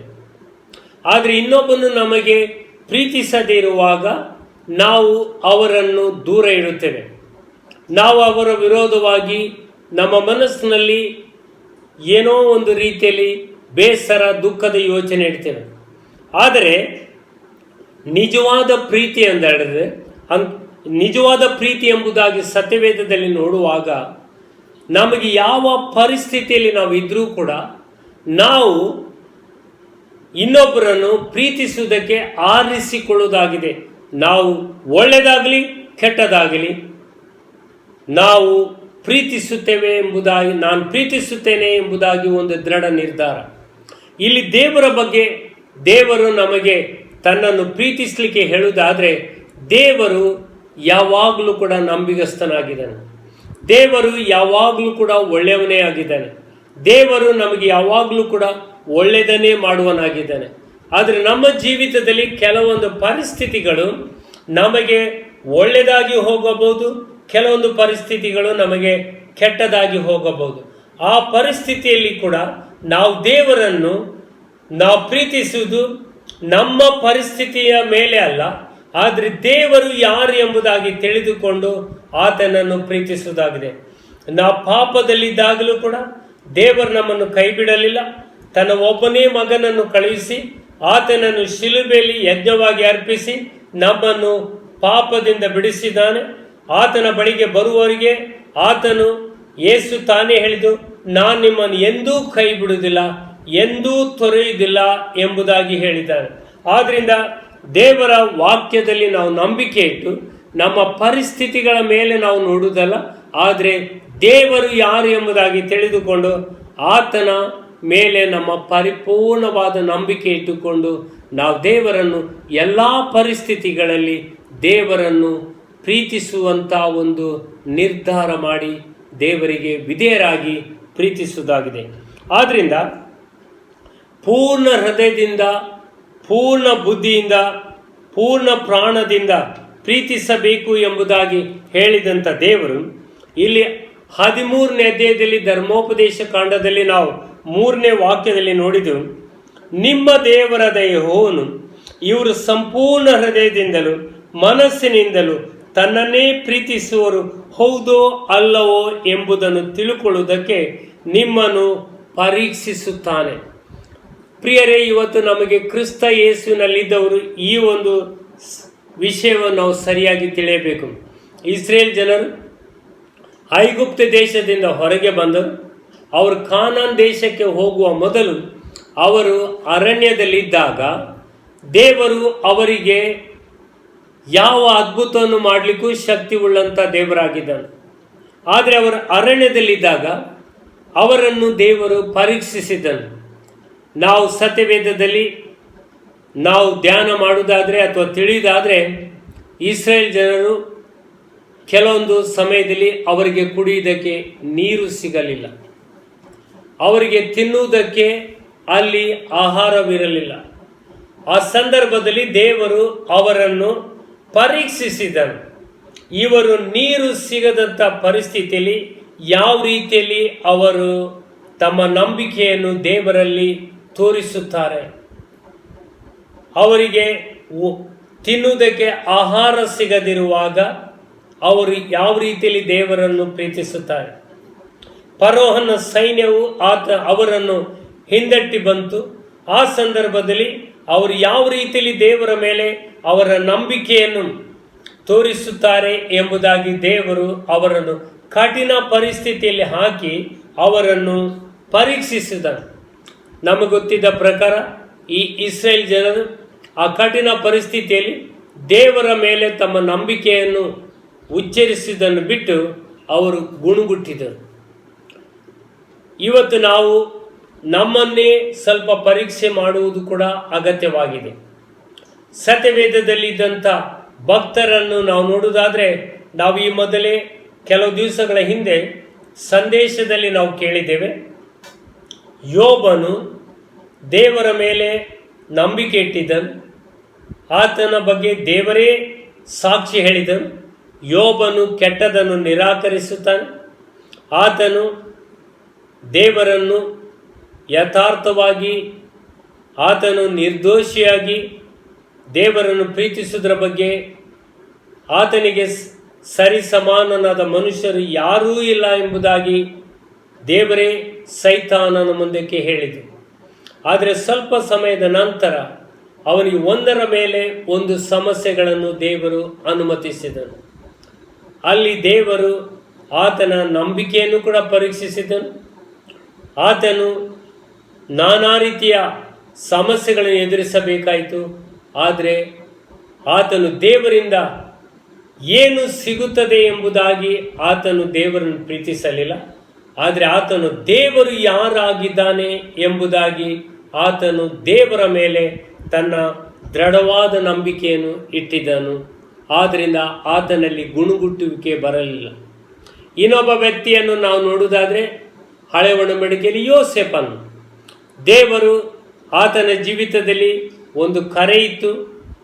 ಆತನ ಮೂಲಕವಾಗಿ ದೇವರ ಉದ್ದೇಶವಿತ್ತು. ಆದರೆ ಆ ಒಂದು ಉದ್ದೇಶವು ನೆರವೇರುವ ಮೊದಲು ಆತನಿಗೆ ಕಠಿಣವಾದ ಪರಿಸ್ಥಿತಿಯಲ್ಲಿ ಹಾಕಿ ದೇವರು ಆತನನ್ನು ಪರೀಕ್ಷಿಸಿದನು.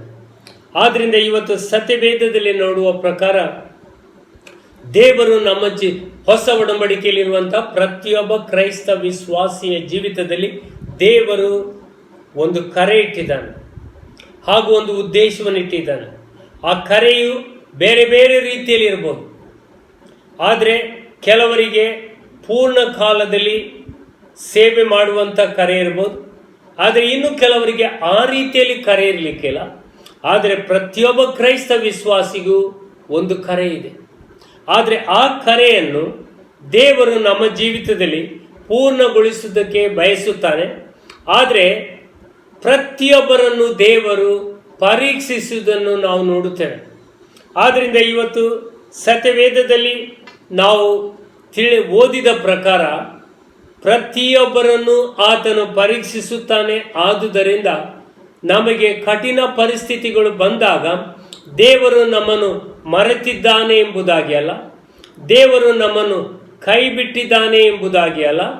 ಆದರೆ ದೇವರು ನಮಗೆ ಸತ್ಯವೇದದಲ್ಲಿ ಹೇಳುವ ಪ್ರಕಾರ 4ನೇ ವಾಕ್ಯದಲ್ಲಿ 13ನೇ ಅಧ್ಯಾಯದಲ್ಲಿ ಧರ್ಮೋಪದೇಶ ಕಾಂಡ 13ರಲ್ಲಿ 4ನೇ ವಾಕ್ಯದಲ್ಲಿ ಅಲ್ಲಿ 6 ಸಂಗತಿಗಳನ್ನು ನಾವು ಕಾಣುತ್ತೇವೆ.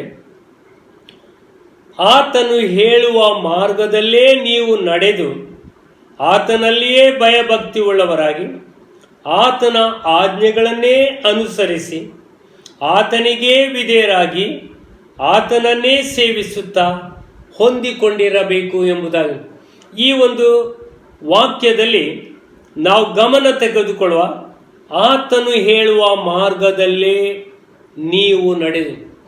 ಈ ಇಸ್ರೇಲ್ ಜನರು ಐಗುಪ್ತ ದೇಶದಲ್ಲಿ ಇದ್ದಾಗ ಯೆಹೋವ ದೇವರನ್ನು ಅವರು ನಂಬಿದ್ರು. ಆದರೆ ಆತನಲ್ಲಿ ಹೆಚ್ಚಾದ ಆತನ ಬಗ್ಗೆ ಅಥವಾ ಅವರು ಯೆಹೋವ ದೇವರನ್ನು ನಂಬಿದಾಗ ಯಾವ ರೀತಿಯಲ್ಲಿ ದೇವರು ಅವರಿಂದ ಎದುರು ನೋಡ್ತಾನೆ ಎಂಬುದಾಗಿ ಅವರಿಗೆ ಗೊತ್ತಿರಲಿಲ್ಲ. ಅವರ ಜೀವಿತ ಹೇಗೆ ಇರಬೇಕೆಂಬುದಾಗಿ ಗೊತ್ತಿರಲಿಲ್ಲ.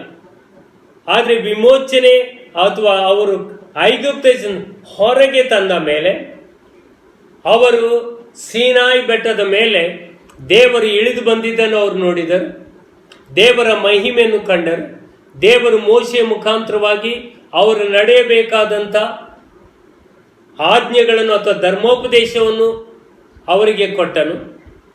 ಆದ್ದರಿಂದ ದೇವರು ಅವರಿಗೆ ಎಚ್ಚರಿಸಿದನು, ನೀವು ಐಗುಪ್ತ ದೇಶದಲ್ಲಿದ್ದ ಹಾಗೆ ಇನ್ನು ಮುಂದಕ್ಕೆ ನಡೆಯಬಾರದು. ಕಾನಾನ್ ದೇಶದಲ್ಲಿ ನೀವು ಬದುಕಿ ಉಳಿಯಬೇಕಾದ್ರೆ, ಅಲ್ಲಿ ನಿಮಗೆ ಶುಭವಾಗಬೇಕಾದ್ರೆ ನಾನು ಕೊಡುವಂಥ ಧರ್ಮೋಪದೇಶವನ್ನು ಅಥವಾ ನಾನು ಕೊಡುವಂಥ ಆಜ್ಞೆಗಳನ್ನು ನೀವು ಪಾಲಿಸುವುದು ಅಗತ್ಯ ಎಂಬುದಾಗಿ ಹೇಳಿದನು. ಇವತ್ತು ಕ್ರಿಸ್ತನಲ್ಲಿದ್ದಂಥ ನಾವು ಕೂಡ ತಿಳಿಯಬೇಕೆಂದರೆ ನಾವು ಕ್ರಿಸ್ತನನ್ನು ಅರಿತುಕೊಳ್ಳುವ ಮೊದಲು ಕೆಲವರು ಈ ಯಹೂದ್ಯರಂತೆ ಅಥವಾ ಈ ಇಸ್ರೇಲ್ ಜನರಂತೆ ಕ್ರೈಸ್ತ ಹಿನ್ನೆಲೆಯಲ್ಲಿ ಬಂದವರು ನಾವು ಯೇಸುವನ್ನು ನಂಬುತ್ತಿದ್ದಿರಬಹುದು. ಈ ಜನರು ಕೂಡ ಯೆಹೋ ದೇವರನ್ನು ನಂಬಿದ್ದರು, ಆದರೆ ಆತನ ಮಾರ್ಗದಲ್ಲಿ ನಡೀತಿದ್ದಿಲ್ಲ. ನಾವು ಕೂಡ ಒಂದು ಸಮಯದಲ್ಲಿ ಯೇಸು ಕ್ರಿಸ್ತನನ್ನು ನಂಬಿದ್ದೆವು, ಆದರೆ ಆತನ ರಕ್ತದಿಂದ ತೊಳೆಯುವಂಥ ಅಥವಾ ಕ್ರಿಸ್ತನ ರಕ್ತದ ಮೂಲಕ ವಿಮೋಚನೆ ಮಾಡಿದಂಥ ಈ ವಿಷಯವೂ ಕೂಡ ನಾವು ತಿಳಿದಿರಲಿಲ್ಲ. ಆತನಿಗೆ ವಿಧೇಯರಾಗುವಂಥ ವಿಷಯ ಕೂಡ ನಮಗೆ ಗೊತ್ತಿರಲಿಲ್ಲ.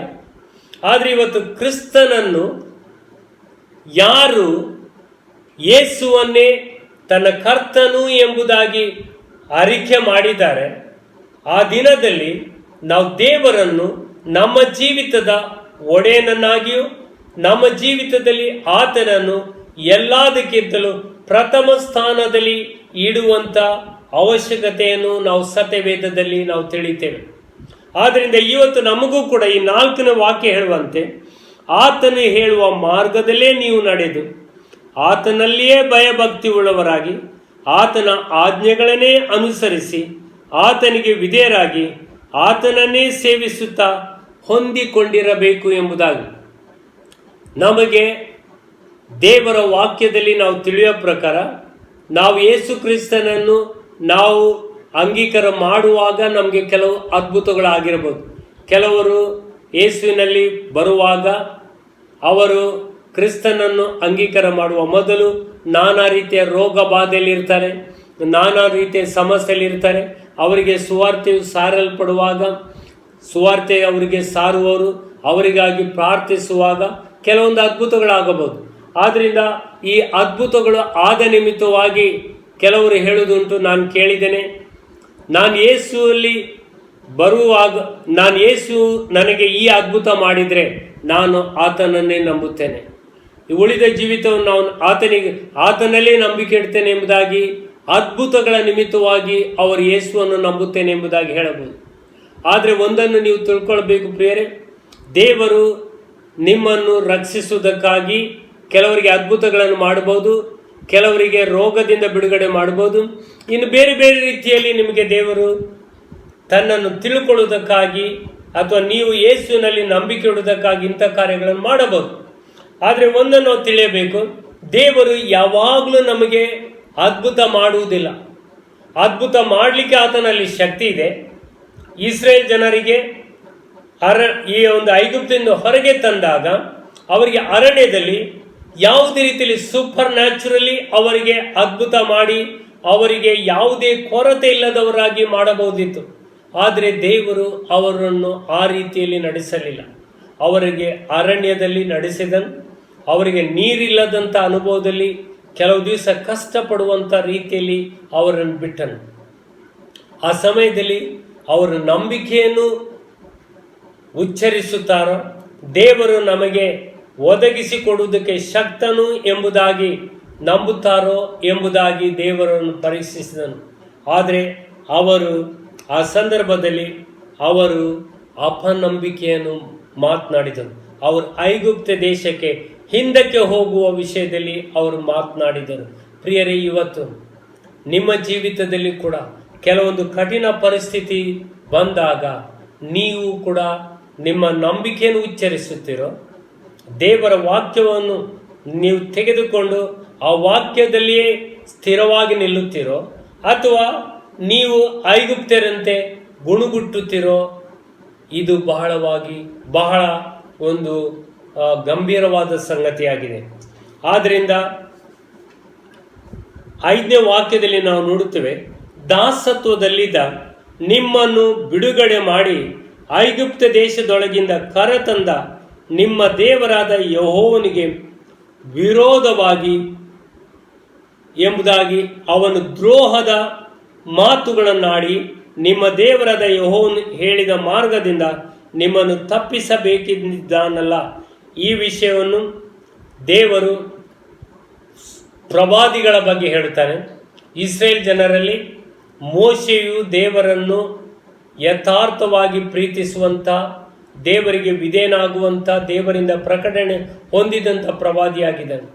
ಆದರೆ ಅನೇಕರು ನನಗೆ ಕನಸು ಕಂಡಿತು ಎಂಬುದಾಗಿ ಹೇಳಿಕೊಂಡು ಅವರು ದೇವರೊಂದಿಗೆ ವಿಧೇಯರಾಗದೆ ಕೆಲವು ಅದ್ಭುತಗಳನ್ನು ಆ ಪ್ರವಾದಿಗಳು ಮಾಡುತ್ತಾ ಜನರನ್ನು ನಿಜ ದೇವರಿಂದ ಅಥವಾ ಯೆಹೋ ದೇವರಿಂದ ದಾರಿ ತಪ್ಪಿಸುವ ಬಗ್ಗೆ ಕೂಡ ಇಲ್ಲಿ ಎಚ್ಚರಿಕೆಯನ್ನು ಕೊಡುತ್ತಾನೆ. ಇವತ್ತು ಕ್ರೈಸ್ತತ್ವದಲ್ಲಿ ಸಹ ನಾವು ನೋಡುತ್ತೇವೆ, ದೇವರ ವಾಕ್ಯ ಗೊತ್ತಿಲ್ಲದಂಥ ಅನೇಕ ಜನರು ಅಲ್ಲಿ ನನಗೆ ಆ ದರ್ಶನವಾಯಿತು, ನನಗೆ ಇಂಥ ಸ್ವಪ್ನ ಕಂಡಿತು ಎಂಬುದಾಗಿ ಹೇಳಿಕೊಂಡು ಇವತ್ತು ಕ್ರೈಸ್ತ ಜನರಲ್ಲಿ ಅನೇಕರು ಇವತ್ತು ವಿಭಜನೆ ಆಗಲಿಕ್ಕೆ ಕೂಡ ಕಾರಣ. ನನಗೆ ಕೆಲವರು ನಾವು ನೋಡುತ್ತೇವೆ, ನಾನು ಯಾವುದೇ ಒಂದು ಕ್ರೈಸ್ತ ಒಂದು ಪಂಥವನ್ನಾಗಲಿ ಯಾವುದೇ ಇಂಥ ಕ್ರೈಸ್ತರು ಈ ರೀತಿಯಲ್ಲಿ ಮಾಡ್ತಾರೆ ಎಂಬುದಾಗಿ ನಾನು ಯಾವುದೇ ಒಂದು ಕ್ರೈಸ್ತ ಒಂದು ಆಗಲಿ ರೋಮನ್ ಕ್ಯಾಥಲಿಕ್ ಪ್ರೊಟೆಸ್ಟೆಂಟ್ ಇದನ್ನು ನಾನು ಹೆಸರಿಸೋದಿಲ್ಲ. ಆದರೆ ನಾವು ಇವತ್ತು ನೋಡುವುದಾದರೆ ಕೆಲವೊಂದು ಸಂಗತಿಗಳು ಇಂಥದಕ್ಕೆ ಕಾರಣ ಏನಂದರೆ, ನನಗೆ ಇಂಥ ಅದ್ಭುತವಾಯಿತು, ನನಗೆ ಅಲ್ಲಿ ಇಂಥವರು ನನಗೆ ಇಂಥ ಸಂತರು ಕಂಡರು ಅಥವಾ ಇನ್ನೊಬ್ರು ಕಂಡುಕೊಂಡು ನನಗೆ ಈ ಅದ್ಭುತವಾಯಿತು ಎಂಬುದಾಗಿ ಹೇಳುವುದುಂಟು. ಆದರೆ ಪ್ರಿಯರೇ, ನಾವು ಯೇಸು ಕ್ರಿಸ್ತನಲ್ಲಿದ್ದವರು ನಮ್ಮ ಯಾವುದೇ ಒಂದು ಅದ್ಭುತಗಳಾಗಲಿ ಅಥವಾ ನಮಗೆ ಯಾವುದೇ ಒಂದು ದರ್ಶನಗಳಾಗಲಿ ಅದು ವಾಕ್ಯದ ಪ್ರಕಾರ ಇದೆಯೋ ಎಂಬುದಾಗಿ ನಾವು ಪರೀಕ್ಷೆ ಮಾಡಬೇಕು. ಯಾಕಂದರೆ ಇಲ್ಲಿ ಹೇಳ್ತಾನೆ 4ನೇ ವಾಕ್ಯದಲ್ಲಿ ಆತನು ಹೇಳುವ ಮಾರ್ಗದಲ್ಲೇ ನಾವು ನಡೆಯಬೇಕೆಂಬುದಾಗಿ. ಸತ್ಯವೇದದಲ್ಲಿ ನಾವು ಏನು ಯೇಸು ಕ್ರಿಸ್ತನಲ್ಲಿ ನಂಬಿಕೆ ಇಟ್ಟವರು ಯಾವ ರೀತಿಯಲ್ಲಿ ಜೀವಿಸಬೇಕು ಎಂಬುದಾಗಿ ಬೈಬಲ್ ಹೇಳ್ತದೆ. ಆ ರೀತಿಯಲ್ಲಿ ನಾವು ಜೀವಿಸುತ್ತೇವೋ ಎಂಬುದಾಗಿ ನಾವು ಸರಿಯಾಗಿ ತಿಳ್ಕೊಳ್ಬೇಕು.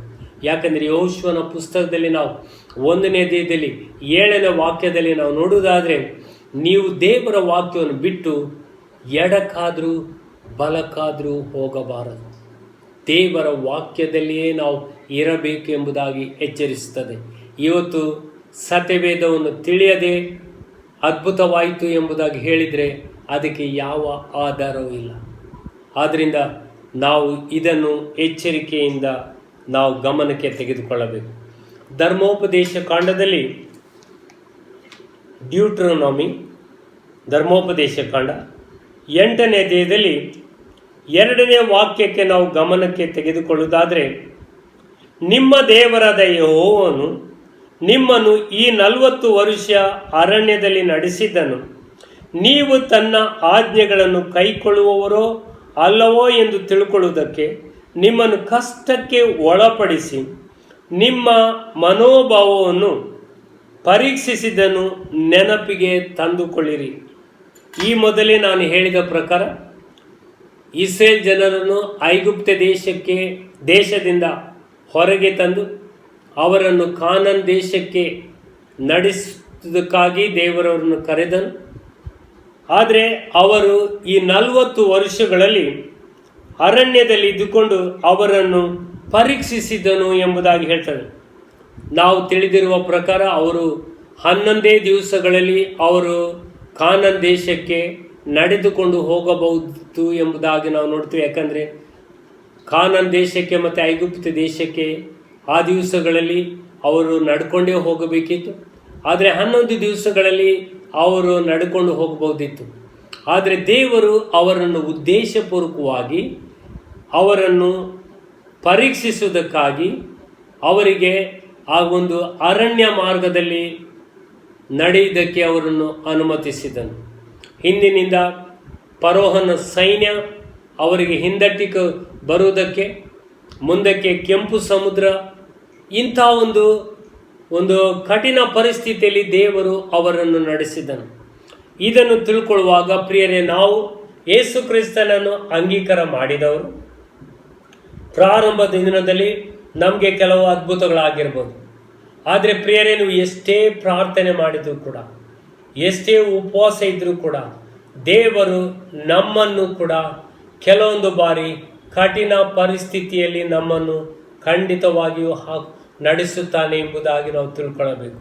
ಆದ್ದರಿಂದ ದಿನನಿತ್ಯ ನಮಗೆ ಬರುವಂಥ ಪ್ರತಿಯೊಂದು ಅಬ್ಸ್ಟ್ಯಾಕಲ್ ಅಥವಾ ಅಡ್ಡಿಗಳನ್ನು ನಾವು ದೇವರ ವಾಕ್ಯದಿಂದ ನಾವು ಕಲಿತುಕೊಂಡು ನಮ್ಮ ಅನುಭವಕ್ಕೆ ಅಥವಾ ನಮಗೆ ಧೈರ್ಯ ಕೊಡುವುದಕ್ಕಾಗಿ ಸತ್ಯವೇದದಲ್ಲಿ ಅನೇಕ ದೇವ ಭಕ್ತರನ್ನು ದೇವರು ಅವರ ನಂಬಿಕೆಯನ್ನು ಪರೀಕ್ಷಿಸುವುದಕ್ಕಾಗಿ ಕಠಿಣ ಪರಿಸ್ಥಿತಿಯಲ್ಲಿ ಅವರನ್ನು ನಡೆಸಿ ಅವರ ನಂಬಿಕೆಯನ್ನು ನಮಗೆ ಇವತ್ತು ಒಂದು ಮಾದರಿಯಾಗಿ ಕೂಡ ಇಟ್ಟು ಅವರ ಜೀವಿತದಿಂದ ನಾವು ಕಲಿತುಕೊಂಡು ನಾವು ಅಪಾಯದಿಂದ ನಾವು ತಪ್ಪಿಸಿಕೊಳ್ಳಬೇಕು ಎಂಬುದಾಗಿ ದೇವರು ಬಯಸುತ್ತಾನೆ.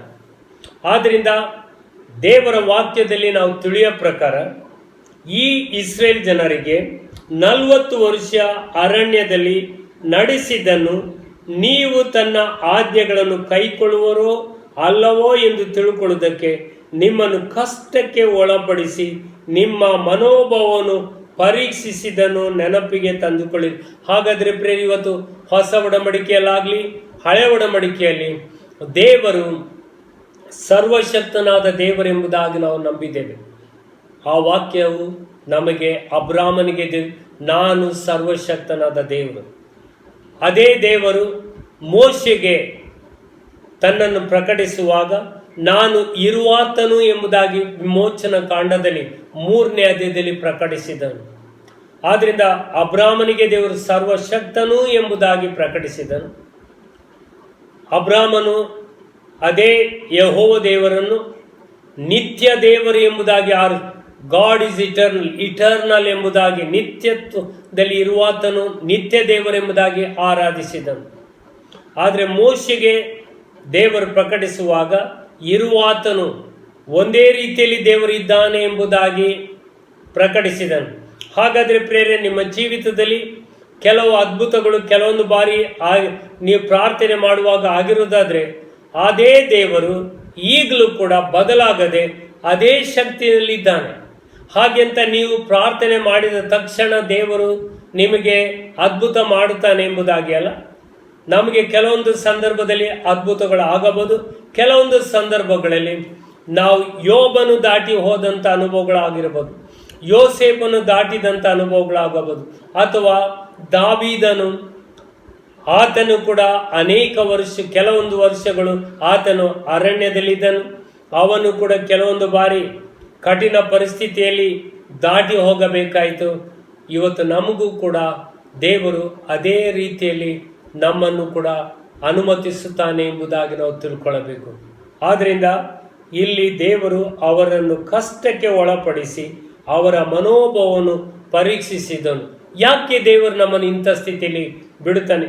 8ನೇ ಅಧ್ಯಾಯದಲ್ಲಿ ನಾವು 15-16ನೇ ವಾಕ್ಯಕ್ಕೆ ತಿರುಗಿಸುವುದಾದರೆ, ಆತನು ನಿಮ್ಮನ್ನು ಕಷ್ಟಕ್ಕೆ ಒಳಪಡಿಸಿ ಪರೀಕ್ಷಿಸಿದ ನಂತರ ನಿಮಗೆ ಮೇಲನ್ನುಂಟು ಮಾಡಬೇಕೆಂಬ ಉದ್ದೇಶದಿಂದ ಐಗುಪ್ತ ದೇಶದಲ್ಲಿ ದಾಸರಾಗಿದ್ದ ನಿಮ್ಮನ್ನು ಬಿಡುಗಡೆ ಮಾಡಿ ವಿಷ ಸರ್ಪಗಳು ಚೇಳುಗಳು ಇದ್ದ ಅಘೋರವಾದ ಮಹಾರಣ್ಯವನ್ನು, ನೀರು ಬತ್ತಿ ಹೋದ ಭೂಮಿಗಳನ್ನು ದಾಟಿಸಿ ಗಟ್ಟಿಯಾದ ಬಂಡೆಯೊಳಗಿಂದ ನೀರನ್ನು ಹೊರಡಿಸಿ ಕೊಟ್ಟು ನಿಮ್ಮ ಪೂರ್ವಿಕರಿಗೆ ತಿಳಿಯದೇ ಇದ್ದ ಮನ್ನವನ್ನು ಕೊಟ್ಟು ಪೋಷಿಸಿದಾತನನ್ನು ನೀವು ಮರೆತು ಮನಸ್ಸಿನೊಳಗೆ ಈ ಭಾಗ್ಯವು ನಮ್ಮ ಸಾಮರ್ಥ್ಯ ಸಾಹಸಗಳಿಂದಲೇ ನಮಗುಂಟಾಯಿತು ಅಂದುಕೊಂಡಿದ್ದೀರಿ.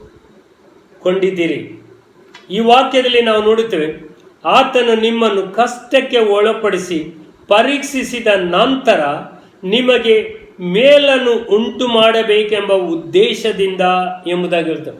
ಈ ವಾಕ್ಯದಲ್ಲಿ ನಾವು ನೋಡಿದ ಪ್ರಕಾರ ಆತ ನಿಮ್ಮನ್ನು ಕಷ್ಟಕ್ಕೆ ಒಳಪಡಿಸಿ ಪರೀಕ್ಷಿಸಿದ ನಂತರ ನಿಮಗೆ ಮೇಲನ್ನು ಉಂಟು ಮಾಡಬೇಕೆಂಬುದಾಗಿ. ದೇವರು ನಮ್ಮನ್ನು ಕಷ್ಟಪಡಿಸುವುದರಲ್ಲಿ ಸಂತೋಷ ಪಡುವುದಿಲ್ಲ, ಆದರೆ ನಮಗೆ ಕಷ್ಟ ಸಮಸ್ಯೆಗಳನ್ನು ಅನುಮತಿಸಿ ಅಲ್ಲಿ ನಮ್ಮ ನಂಬಿಕೆಯನ್ನು ಪರೀಕ್ಷಿಸಿ ಅದರ ನಂತರ ನಮಗೆ ಮೇಲನ್ನು ಉಂಟು ಮಾಡಬೇಕು ಅಥವಾ ಉನ್ನತ ಸ್ಥಿತಿಗೆ ತರಬೇಕು ಎಂಬುದಾಗಿ ದೇವರು ನಮಗೆ ಇಂಥ ಪರಿಸ್ಥಿತಿಯಲ್ಲಿ ಅನುಮತಿಸುತ್ತಾನೆ. ಆದುದರಿಂದ ನಾವು ಸತ್ಯವೇದದಲ್ಲಿ ನೋಡುವುದಾದರೆ ದಾನಿಯೇಲನ ಪುಸ್ತಕದಲ್ಲಿ 3ನೇ ಅಧ್ಯಾಯದಲ್ಲಿ 30ನೇ ವಾಕ್ಯ ಹಾಗೂ 6ನೇ ಅಧ್ಯಾಯದ 28ನೇ ಅಧ್ಯಾಯದಲ್ಲಿ, ಈ 3ನೇ ಅಧ್ಯಾಯದಲ್ಲಿ ಶಾದ್ರಾಕ್, ಮೇಷಕ್, ಅಬೇದ್ನೆಗೋ ಇವರನ್ನು ಬೆಂಕಿಯ ಅನುಭವದಲ್ಲಿ ನಡೆಸಿದನು. ಅವರಿಗೆ ಬೆಂಕಿಯಲ್ಲಿ ಹಾಕಲಿಕ್ಕೆ ಅಲ್ಲಿ ಅನುಮತಿಸಿದನು. ಆದರೆ ಅವರು ದೇವರಲ್ಲಿ ದೃಢವಾದ ನಂಬಿಕೆಯನ್ನು ಇಟ್ಟ ನಿಮಿತ್ತವಾಗಿ ಅವರು ಯೆಹೋವ ದೇವರು ಬಿಟ್ಟು ಬೇರೆ ಯಾವ ದೇವರಿಲ್ಲ, ಯಾವ ವಿಗ್ರಹಗಳಿಗೆ ತಾವು ಅಡ್ಡ ಬೀಳುವುದಿಲ್ಲ ಎಂಬುದಾಗಿ ದೃಢವಾದ ನಂಬಿಕೆಯಲ್ಲಿ ನಿಂತ ನಿಮಿತ್ತವಾಗಿ ಅವರು ಬೆಂಕಿಯಲ್ಲಿ ಬೀಳುವುದಕ್ಕೂ ಕೂಡ ಹಿಂಜರಿಯದ ನಿಮಿತ್ತವಾಗಿ ಆ 3ನೇ ಅಧ್ಯಾಯದಲ್ಲಿ 30ನೇ ವಾಕ್ಯದಲ್ಲಿ ನಾವು ನೋಡಿದ ಪ್ರಕಾರ ದಾನಿಯೇಲನ ಪುಸ್ತಕದಲ್ಲಿ 3ನೇ ಅಧ್ಯಾಯದಲ್ಲಿ 30ನೇ ವಾಕ್ಯಕ್ಕೆ ನಾನು ತಿರುಗಿಸಿಕೊಳ್ಳುತ್ತೇನೆ.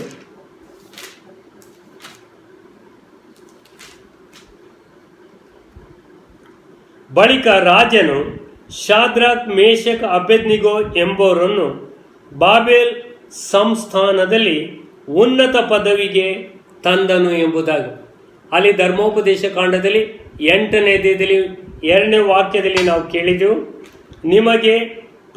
ನಿಮ್ಮನ್ನು ಕಷ್ಟಕ್ಕೆ ಒಳಪಡಿಸಿ ನಿಮ್ಮ ಮನೋಭಾವವನ್ನು ಪರೀಕ್ಷಿಸಿ ಅದರ ನಂತರ ನಿಮ್ಮನ್ನು ಉನ್ನತ ಸ್ಥಿತಿಗೆ ತರಬೇಕು ಎಂಬುದಾಗಿ ಇಲ್ಲಿ 15ನೇ ವಾಕ್ಯದಲ್ಲಿ ನಾವು ನೋಡಿದೆವು. ಆತನು ನಿಮ್ಮನ್ನು ಕಷ್ಟಕ್ಕೆ ಒಳಪಡಿಸಿ ಪರೀಕ್ಷಿಸಿದ ನಂತರ ನಿಮಗೆ ಮೇಲನ್ನುಂಟು ಮಾಡಬೇಕೆಂಬ ಉದ್ದೇಶದಿಂದ ಎಂಬುದಾಗಿ ನಾವು ನೋಡ್ತೇವೆ. ಇಲ್ಲಿ ಪ್ರಾಯೋಗಿಕವಾಗಿ ಪ್ರಾಕ್ಟಿಕಲಿ ನಾವು ಈ ವಾಕ್ಯವು ನೆರವೇರುವುದನ್ನು ನೋಡ್ತೇವೆ. ಶಾದ್ರಾಗ್, ಮೇಷಕ್, ಅಬೇದ್ನೆಗೋ ಅವರು ದೇವರ ಭಕ್ತರಾಗಿ ಯೆಹೋವ ದೇವರ ಭಕ್ತರಾಗಿದ್ದು, ಆದರೆ ಅವರು ಕಠಿಣ ಪರಿಸ್ಥಿತಿಯಲ್ಲಿ ದಾಟಿ ಹೋದ ಮೇಲೆ ರಾಜನು ಅನ್ಯ ರಾಜನೇ ಅವರನ್ನು ಉನ್ನತ ಸ್ಥಿತಿಗೆ ತಂದನು ಎಂಬುದಾಗಿ. ಆದ್ದರಿಂದ ಪ್ರಿಯರೇ, ನಮ್ಮ ಜೀವಿತದಲ್ಲಿಯೂ ಕೂಡ ಕೆಲವೊಂದು ಬಾರಿ ನಮಗೆ ವಿರೋಧ ಹಿಂಸೆಗಳನ್ನು ದೇವರು ಅನುಮತಿಸಬಹುದು. ಕೆಲವೊಂದು ಬಾರಿ ನಮಗೆ ಆರ್ಥಿಕ ಸಮಸ್ಯೆಗಳನ್ನು ದೇವರು ಅನುಮತಿಸಬಹುದು. ಕೆಲವೊಂದು ಬಾರಿ ನೀವು ಎಷ್ಟೇ ಪ್ರಾರ್ಥನೆ ಮಾಡಿದರೂ ಕೂಡ ಸಡನ್ ನಿಮಗೆ ಕೆಲವೊಂದು ಸಮಸ್ಯೆಗಳು, ಉದ್ಯೋಗ ನೀವು ಕಳ್ಕೊಳ್ಬಹುದು, ಅಥವಾ ಇಂಥದೋ ಪರಿಸ್ಥಿತಿಗಳು ಬರ್ಬೋದು. ಆದರೆ ಈ ಪರಿಸ್ಥಿತಿಯಲ್ಲಿ ದೇವರು ನಮ್ಮ ಹೃದಯವನ್ನು ಪರೀಕ್ಷಿಸುತ್ತಾನೆ. ನಾವು ದೇವರನ್ನು ಹುಡುಕುವರಾಗಿರುತ್ತೇವೋ ಎಂಬುದಾಗಿ ನೋಡುತ್ತೇವೆ. ನಾವು ಹಳೆ ಒಡಂಬಡಿಕೆಯಲ್ಲಿ 2ನೇ ಪೂರ್ವಕಾಲ ವೃತ್ತಾಂತದಲ್ಲಿ ನಾವು ನೋಡುವುದಾದರೆ 2 ಕ್ರಾನಿಕಲ್ಸ್ 15ನೇ ಅಧ್ಯಾಯದಲ್ಲಿ 2ನೇ ವಾಕ್ಯದಲ್ಲಿ ನಾವು ನೋಡುವುದಾದರೆ 15ನೇ ಅಧ್ಯಾಯದಲ್ಲಿ ಪೂರ್ವಕಾಲ ವೃತ್ತಾಂತದಲ್ಲಿ 2ನೇ ವಾಕ್ಯವನ್ನು ನಾವು ನೋಡುತ್ತೇವೆ. ದೇವರ ಆತ್ಮವು ಅಜರ್ಯನ ಮೇಲೆ ಬಂದು ಅವನು ಆಸನನ್ನು ಎದುರುಗೊಳ್ಳುವುದಕ್ಕೆ ಹೋಗಿ ಅವನಿಗೆ, ಆಸನೆ, ಎಲ್ಲ ಯಹೂದ ಬೆನ್ಯಾಮಿನ್ ಕುಲಗಳವರೇ ಕಿವಿಗೊಡಿರಿ. ನೀವು ಯೆಹೋವನನ್ನು ಹೊಂದಿಕೊಂಡುವ ತನಕ ಆತನೂ ನಿಮ್ಮೊಂದಿಗಿರುವನು. ನೀವು ಆತನನ್ನು ಹುಡುಕಿದರೆ ನಿಮ್ಮನ್ನು ಸಿಕ್ಕುವನು, ಆತನನ್ನು ಬಿಟ್ಟರೆ ಆತನೂ ನಿಮ್ಮನ್ನು ಬಿಟ್ಟು ಬಿಡುವನು. ಹಾಗಾದರೆ ದೇವರು ನಾವು ಯೇಸು ಕ್ರಿಸ್ತನಲ್ಲಿ ನಂಬಿಕೆ ಇಟ್ಟಿದ್ದೇವೆ ಎಂಬುದಾಗಿ ಹೇಳಿದ ತಕ್ಷಣ ನಮಗೆ ಯಾವುದೇ ಒಂದು ಸಮಸ್ಯೆ ಇಲ್ಲದವರಾಗಿ ದೇವರು ನಮ್ಮನ್ನು ಆ ರೀತಿಯಲ್ಲಿ ಇಡುವುದಿಲ್ಲ.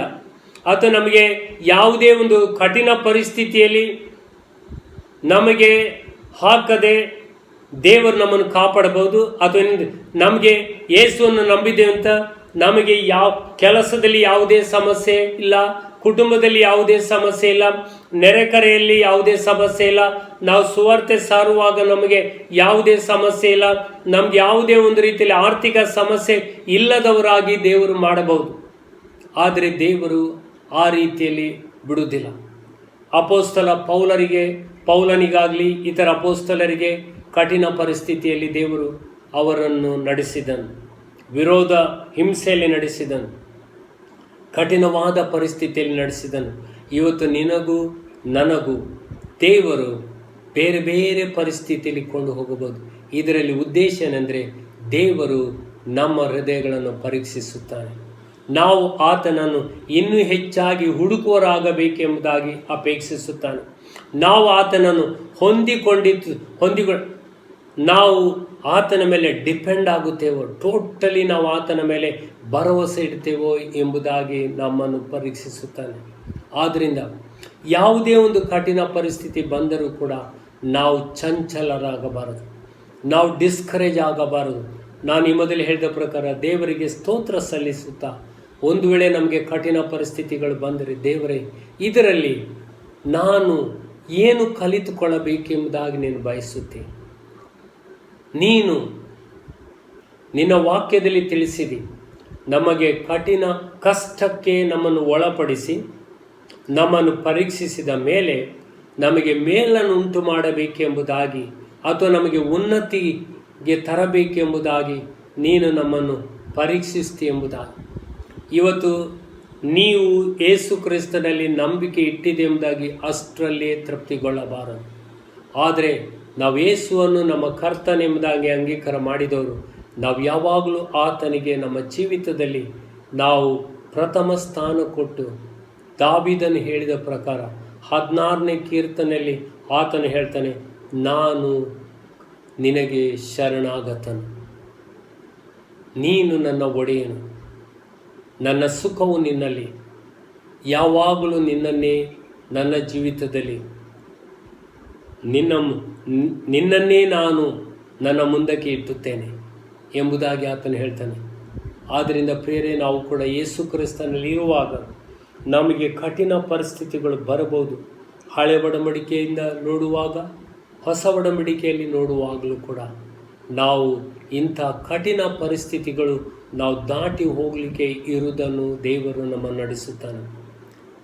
ದೇವರು ಹೊಸ ಒಡಂಬಡಿಕೆಯಲ್ಲಿ ನಾವು ನೋಡುವುದಾದರೆ, ಯಾಕೋಬನ ಪುಸ್ತಕದಲ್ಲಿ ನಾವು ತಿರುಗಿಸಿಕೊಳ್ಳುವುದಾದರೆ, ಯಾಕೋಬನು ನಾವು ನೋಡುತ್ತೇವೆ 1ನೇ ಅಧ್ಯಾಯದಲ್ಲಿ 2ನೇ ವಾಕ್ಯದಲ್ಲಿ ನೋಡುವುದಾದರೆ 2-3, ನನ್ನ ಸಹೋದರರೇ, ನಿಮ್ಮ ನಂಬಿಕೆಗೆ ಆಗುವ ಪರಿಶೋಧನೆಯು ತಾಳ್ಮೆಯನ್ನು ಉಂಟು ಮಾಡುತ್ತದೆಂದು ತಿಳಿದು ನೀವು ನಾನಾ ವಿಧವಾದ ಕಷ್ಟಗಳಲ್ಲಿ ಬಿದ್ದಿರುವಾಗ ಅದನ್ನು ಕೇವಲ ಆನಂದಕರವಾದದೆಂದು ಎಣಿಸಿಕೊಳ್ಳಿರಿ. ನೀವು ನಾನಾ ವಿಧವಾದ ಕಷ್ಟಗಳಲ್ಲಿ ಬಿದ್ದಿರುವಾಗ, ದೇವರು ನಮಗೆ ಕ್ರಿಸ್ತನಲ್ಲಿ ನಂಬಿಕೆ ಇಟ್ಟವರಿಗೆ ಯಾವುದೇ ಕಷ್ಟಗಳು ಇಲ್ಲದಂತೆ ನಮ್ಮನ್ನು ಕಾಪಾಡಲಿಕ್ಕೆ ಪೂರ್ತಿ ಶಕ್ತಿ ಉಳ್ಳವನಾಗಿದ್ದಾನೆ. ಆದರೆ ನಾವು ಈ ಮೊದಲೇ ನಾವು ತಿಳಿದಿದ್ದೇವೆ, ದೇವರು ನಮಗೆ ಕಷ್ಟ, ಸಮಸ್ಯೆ, ಒತ್ತಡಗಳಲ್ಲಿ ನಮ್ಮನ್ನು ಅನುಮತಿಸಿ ಅಲ್ಲಿ ನಮ್ಮ ನಂಬಿಕೆಯನ್ನು ಪರೀಕ್ಷಿಸುತ್ತಾನೆ. ನಾವು ದೇವರನ್ನು ಮೊದಲನೇದಾಗಿ ನಮ್ಮ ನಂಬಿಕೆಯನ್ನು ಪರೀಕ್ಷಿಸ್ತಾನೆ. ಎರಡನೇದಾಗಿ ನಾವು ದೇವರನ್ನು ಇನ್ನೂ ಹೆಚ್ಚಾಗಿ ಹುಡುಕುವರಾಗಿರುತ್ತೇವೋ ಎಂಬುದಾಗಿ ನಮ್ಮನ್ನು ಪರೀಕ್ಷಿಸ್ತಾನೆ. ಮೂರನೇದಾಗಿ ನಾವು ದೇವರನ್ನು ಹೊಂದಿಕೊಳ್ಳುವುದಕ್ಕಾಗಿ ನಾವು ದೇವರನ್ನು ಆತುಕೊಳ್ಳುತ್ತೇವೋ ಎಂಬುದಾಗಿ ನಮ್ಮನ್ನು ಪರೀಕ್ಷಿಸುತ್ತಾನೆ. ಸಾಮಾನ್ಯವಾಗಿ ನಾವು ಎಲ್ಲ ಒಳ್ಳೆಯದಾಗುವಾಗ ನಾವು ದೇವರನ್ನು ಪ್ರೀತಿಸ್ತೇವೆ ಎಂಬುದಾಗಿ ಹೇಳುವುದು ಸುಲಭ. ಆದರೆ ನಾನು ಈ ಮೊದಲೇ ಹೇಳಿದೆನು, ದೇವರನ್ನು ಪೂರ್ಣ ಹೃದಯದಿಂದ ನಾವು ಪ್ರೀತಿಸಬೇಕು ಎಂಬುದಾಗಿ ಸತ್ಯವೇದ ಹೇಳ್ತದೆ. ಆದ್ದರಿಂದ ಪ್ರೀತಿಸುವುದು ಎಂಬುದಾಗಿ ಹೇಳುವಾಗ ಪ್ರೀತಿಯು ಲವ್ ಈಸ್ ಚೂಸಿಂಗ್. ಒಂದು ರೀತಿಯಲ್ಲಿ ನಾವು ಆರಿಸುವಿಕೆ ಆಗಿದೆ. ಏನೇ ಪರಿಸ್ಥಿತಿ ಬಂದರೂ ಕೂಡ ನಾನು ಗುಣಗುಟ್ಟುವುದಿಲ್ಲ, ಅದರ ಬದಲು ನಾನು ದೇವರನ್ನು ಭರವಸೆ ಇಡುತ್ತೇನೆ. I trust god in all situation. ಎಲ್ಲ ಸನ್ನಿವೇಶದಲ್ಲಿ ದೇವರಲ್ಲಿ ಭರವಸೆ ಇಡುವುದನ್ನು ನಾನು ಆರಿಸಿಕೊಳ್ಳುತ್ತೇನೆ. ಇದನ್ನು ನಾವು ತಿಳ್ಕೊಳ್ಳೋದಾದರೆ ಎಂಥ ಪರಿಸ್ಥಿತಿಯಲ್ಲಿ ಕೂಡ ನಾವು ದೇವರನ್ನು ನಾವು ಪ್ರೀತಿಸಲಿಕ್ಕೆ ನಮ್ಮಿಂದ ಸಾಧ್ಯ. ಇನ್ನು 1ನೇ ಪೇತ್ರದಲ್ಲಿ 1ನೇ ಅಧ್ಯಾಯದಲ್ಲಿ 6-7 ವಾಕ್ಯವನ್ನು ಕೂಡ ನಾವು ನೋಡುವುದಾದರೆ, 1ನೇ ಪೇತ್ರ 1ನೇ ಅಧ್ಯಾಯದಲ್ಲಿ 6-7, ನೀವು ಸದ್ಯಕ್ಕೆ ಸ್ವಲ್ಪ ಕಾಲ ದೇವರ ಚಿತ್ತಾನುಸಾರ ನಾನಾ ಕಷ್ಟಗಳಲ್ಲಿದ್ದು ದುಃಖಿಸುವರಾಗಿದ್ದರು. ಆ ಪದವಿಯನ್ನು ಆಲೋಚಿಸಿ ಹರ್ಷಿಸುವರಾಗಿದೆ. ಬಂಗಾರವು ನಾಶವಾಗುವಂಥದ್ದಾಗಿದ್ದರು ಅದನ್ನು ಬೆಂಕಿಯಲ್ಲಿ ಪುಟ ಹಾಕಿ ಶೋಧಿಸುವುದುಂಟಷ್ಟೇ. ಬಂಗಾರಕ್ಕಿಂತ ಅಮೂಲ್ಯವಾಗಿರುವ ನಿಮ್ಮ ನಂಬಿಕೆಯು ಈ ಕಷ್ಟಗಳಿಂದ ಶೋಧಿತವಾಗಿ ಯೇಸು ಕ್ರಿಸ್ತನು ಪ್ರತ್ಯಕ್ಷನಾಗುವಾಗ ನಿಮಗೆ ಕೀರ್ತಿ, ಪ್ರಭಾವ, ಮಾನಗಳನ್ನು ಉಂಟು ಮಾಡುವುದು. ಈ ವಾಕ್ಯದಲ್ಲಿ ನಾವು ನೋಡಿದೆವು, ದೇವರು ನಮಗೆ ನಾನಾ ಕಷ್ಟಗಳಲ್ಲಿ ಪರೀಕ್ಷಿಸುತ್ತಾನೆ. ಅದರ ನಂತರ ನಾವು ಈ ಕಷ್ಟಗಳಿಂದ ಶೋಧಿತವಾಗಿ ಯೇಸು ಕ್ರಿಸ್ತನು ಪ್ರತ್ಯಕ್ಷನಾಗುವಾಗ ನಿಮಗೆ ಕೀರ್ತಿ, ಪ್ರಭಾವ, ಮಾನಗಳನ್ನು ಉಂಟು ಮಾಡುವನೆಂಬುದಾಗಿ. ಸೊ ಆದ್ದರಿಂದ ಹಳೆ ಒಡಂಬಡಿಕೆಯಾಗಲಾಗಲಿ ಹೊಸ ಒಡಂಬಡಿಕೆಯಾಗಲಿ ನಾವು ಕಠಿಣ ಪರಿಸ್ಥಿತಿಗಳಲ್ಲಿ ದಾಟಿ ಹೋಗುವುದಕ್ಕೆ ದೇವರೇ ಅನುಮತಿಸ್ತಾನೆ ಎಂಬುದಾಗಿ ಯೋಬನ ಪುಸ್ತಕದಲ್ಲಿ ನೋಡುವುದಾದರೆ 42ನೇ ಅಧ್ಯಾಯದಲ್ಲಿ 10-12ನೇ ವಾಕ್ಯ ನೀವು ನೋಡಬಹುದು. ಅಲ್ಲಿ ಯೋಬನಿಗೆ ಮೊದಲಿಗಿಂತಲೂ ಕಡೆಯದಾಗಿ ಇಮ್ಮಡಿ ಪಾಲು ಆಶೀರ್ವದಿಸಿದ್ದನ್ನು ನಾವು ನೋಡುತ್ತೇವೆ. ಆದ್ದರಿಂದ ಪ್ರಿಯರೇ, ನಾವು ಕಠಿಣ ಪರಿಸ್ಥಿತಿಗಳು ದಾಟಿ ಹೋಗುವಾಗ ನಾವು ಎಂದೂ ನಿರಾಸೆಗೊಳ್ಳುವುದು ಬೇಡ. ಆದರೆ ನಾವು ನಮ್ಮ ನಂಬಿಕೆಯನ್ನು ಪರೀಕ್ಷಿಸಿಕೊಂಡು ನಾವು ದೇವರು ನಮ್ಮ ಜೀವಿತದಲ್ಲಿ ಇಂಥ ಕಠಿಣ ಪರಿಸ್ಥಿತಿಯನ್ನು ಅನುಮತಿಸಿದ್ದಕ್ಕಾಗಿ ದೇವರಿಗೆ ಸ್ತೋತ್ರ ಸಲ್ಲಿಸುತ್ತಾ ದೇವರ ಉದ್ದೇಶ ಏನೆಂಬುದಾಗಿ ತಿಳ್ಕೊಂಡು ದೇವರು ನಮ್ಮನ್ನು ಉನ್ನತ ಸ್ಥಿತಿಗೆ ತರುವಾತನೆ ಎಂಬುದಾಗಿ ತಿಳ್ಕೊಂಡು ಆತನಿಗೆ ನಾವು ಪೂರ್ಣ ಹೃದಯದಿಂದ ಕಡೇ ತನಕ ನಂಬಿಗಸ್ತರಾಗಿ ಜೀವಿಸುವುದಕ್ಕೆ ನಾವು ದೇವರ ಬಲವನ್ನು ಕೇಳಿಕೊಂಡು ನಾವು ಪ್ರಾರ್ಥಿಸುತ್ತಾ ನಾವು ದೇವರಿಗಾಗಿ ಜೀವಿಸುವ. ಇವತ್ತು ಈ ವಾಕ್ಯವನ್ನು ಕೊನೆಗೊಳ್ಳುವಾಗ ನಾವು ಪ್ರಾರ್ಥನೆಯೊಂದಿಗೆ ನಾವು ಮುಗಿಸುವ. ಪರಲೋಕದಲ್ಲಿರುವಂಥ ತಂದೆಯಾದ ದೇವರೇ, ನಾವು ನಿನ್ನನ್ನು ಪೂರ್ಣ ಹೃದಯದಿಂದ ಪ್ರೀತಿಸಬೇಕು ಎಂಬುದಾಗಿ ನೀನು ನಮಗೆ ಆಜ್ಞಾಪಿಸಿದೆ. ನಾವು ಪಾಪದಲ್ಲಿದ್ದಾಗಲೂ ಕೂಡ ನಮ್ಮನ್ನು ಪ್ರೀತಿಸಿ ನಿನ್ನ ಮಗನ್ನು ನಮಗಾಗಿ ಕೊಟ್ಟು ಆತನ ರಕ್ತದಿಂದ ನಮಗೆ ವಿಮೋಚನೆ ಕೊಟ್ಟಿದೆ. ನಿನ್ನ ಪ್ರೀತಿಯು ಯೇಸುವೆ ನಿನ್ನನ್ನೇ ನಮಗಾಗಿ ಕೊಟ್ಟಿದೆ. ನಾವು ಕೂಡ ಇವತ್ತು ಯಾವುದೇ ಪರಿಸ್ಥಿತಿಯಲ್ಲಿ ನಾವು ದಾಟಿ ಹೋಗಬೇಕಾದರೂ ಕೂಡ ಕರೆದಂಥ ದೇವರು ನಂಬಿಗಸ್ತನಾಗಿರುವುದರಿಂದ ನಿನ್ನನ್ನು ಕೂಡ ಪೂರ್ಣ ಮನಸ್ಸಿನಿಂದ ಪ್ರೀತಿಸುವಂತೆ ಶಕ್ತಿಗೊಳಿಸಿ ಎಂಬುದಾಗಿ ನಾವು ಪ್ರಾರ್ಥಿಸ್ತೇವೆ.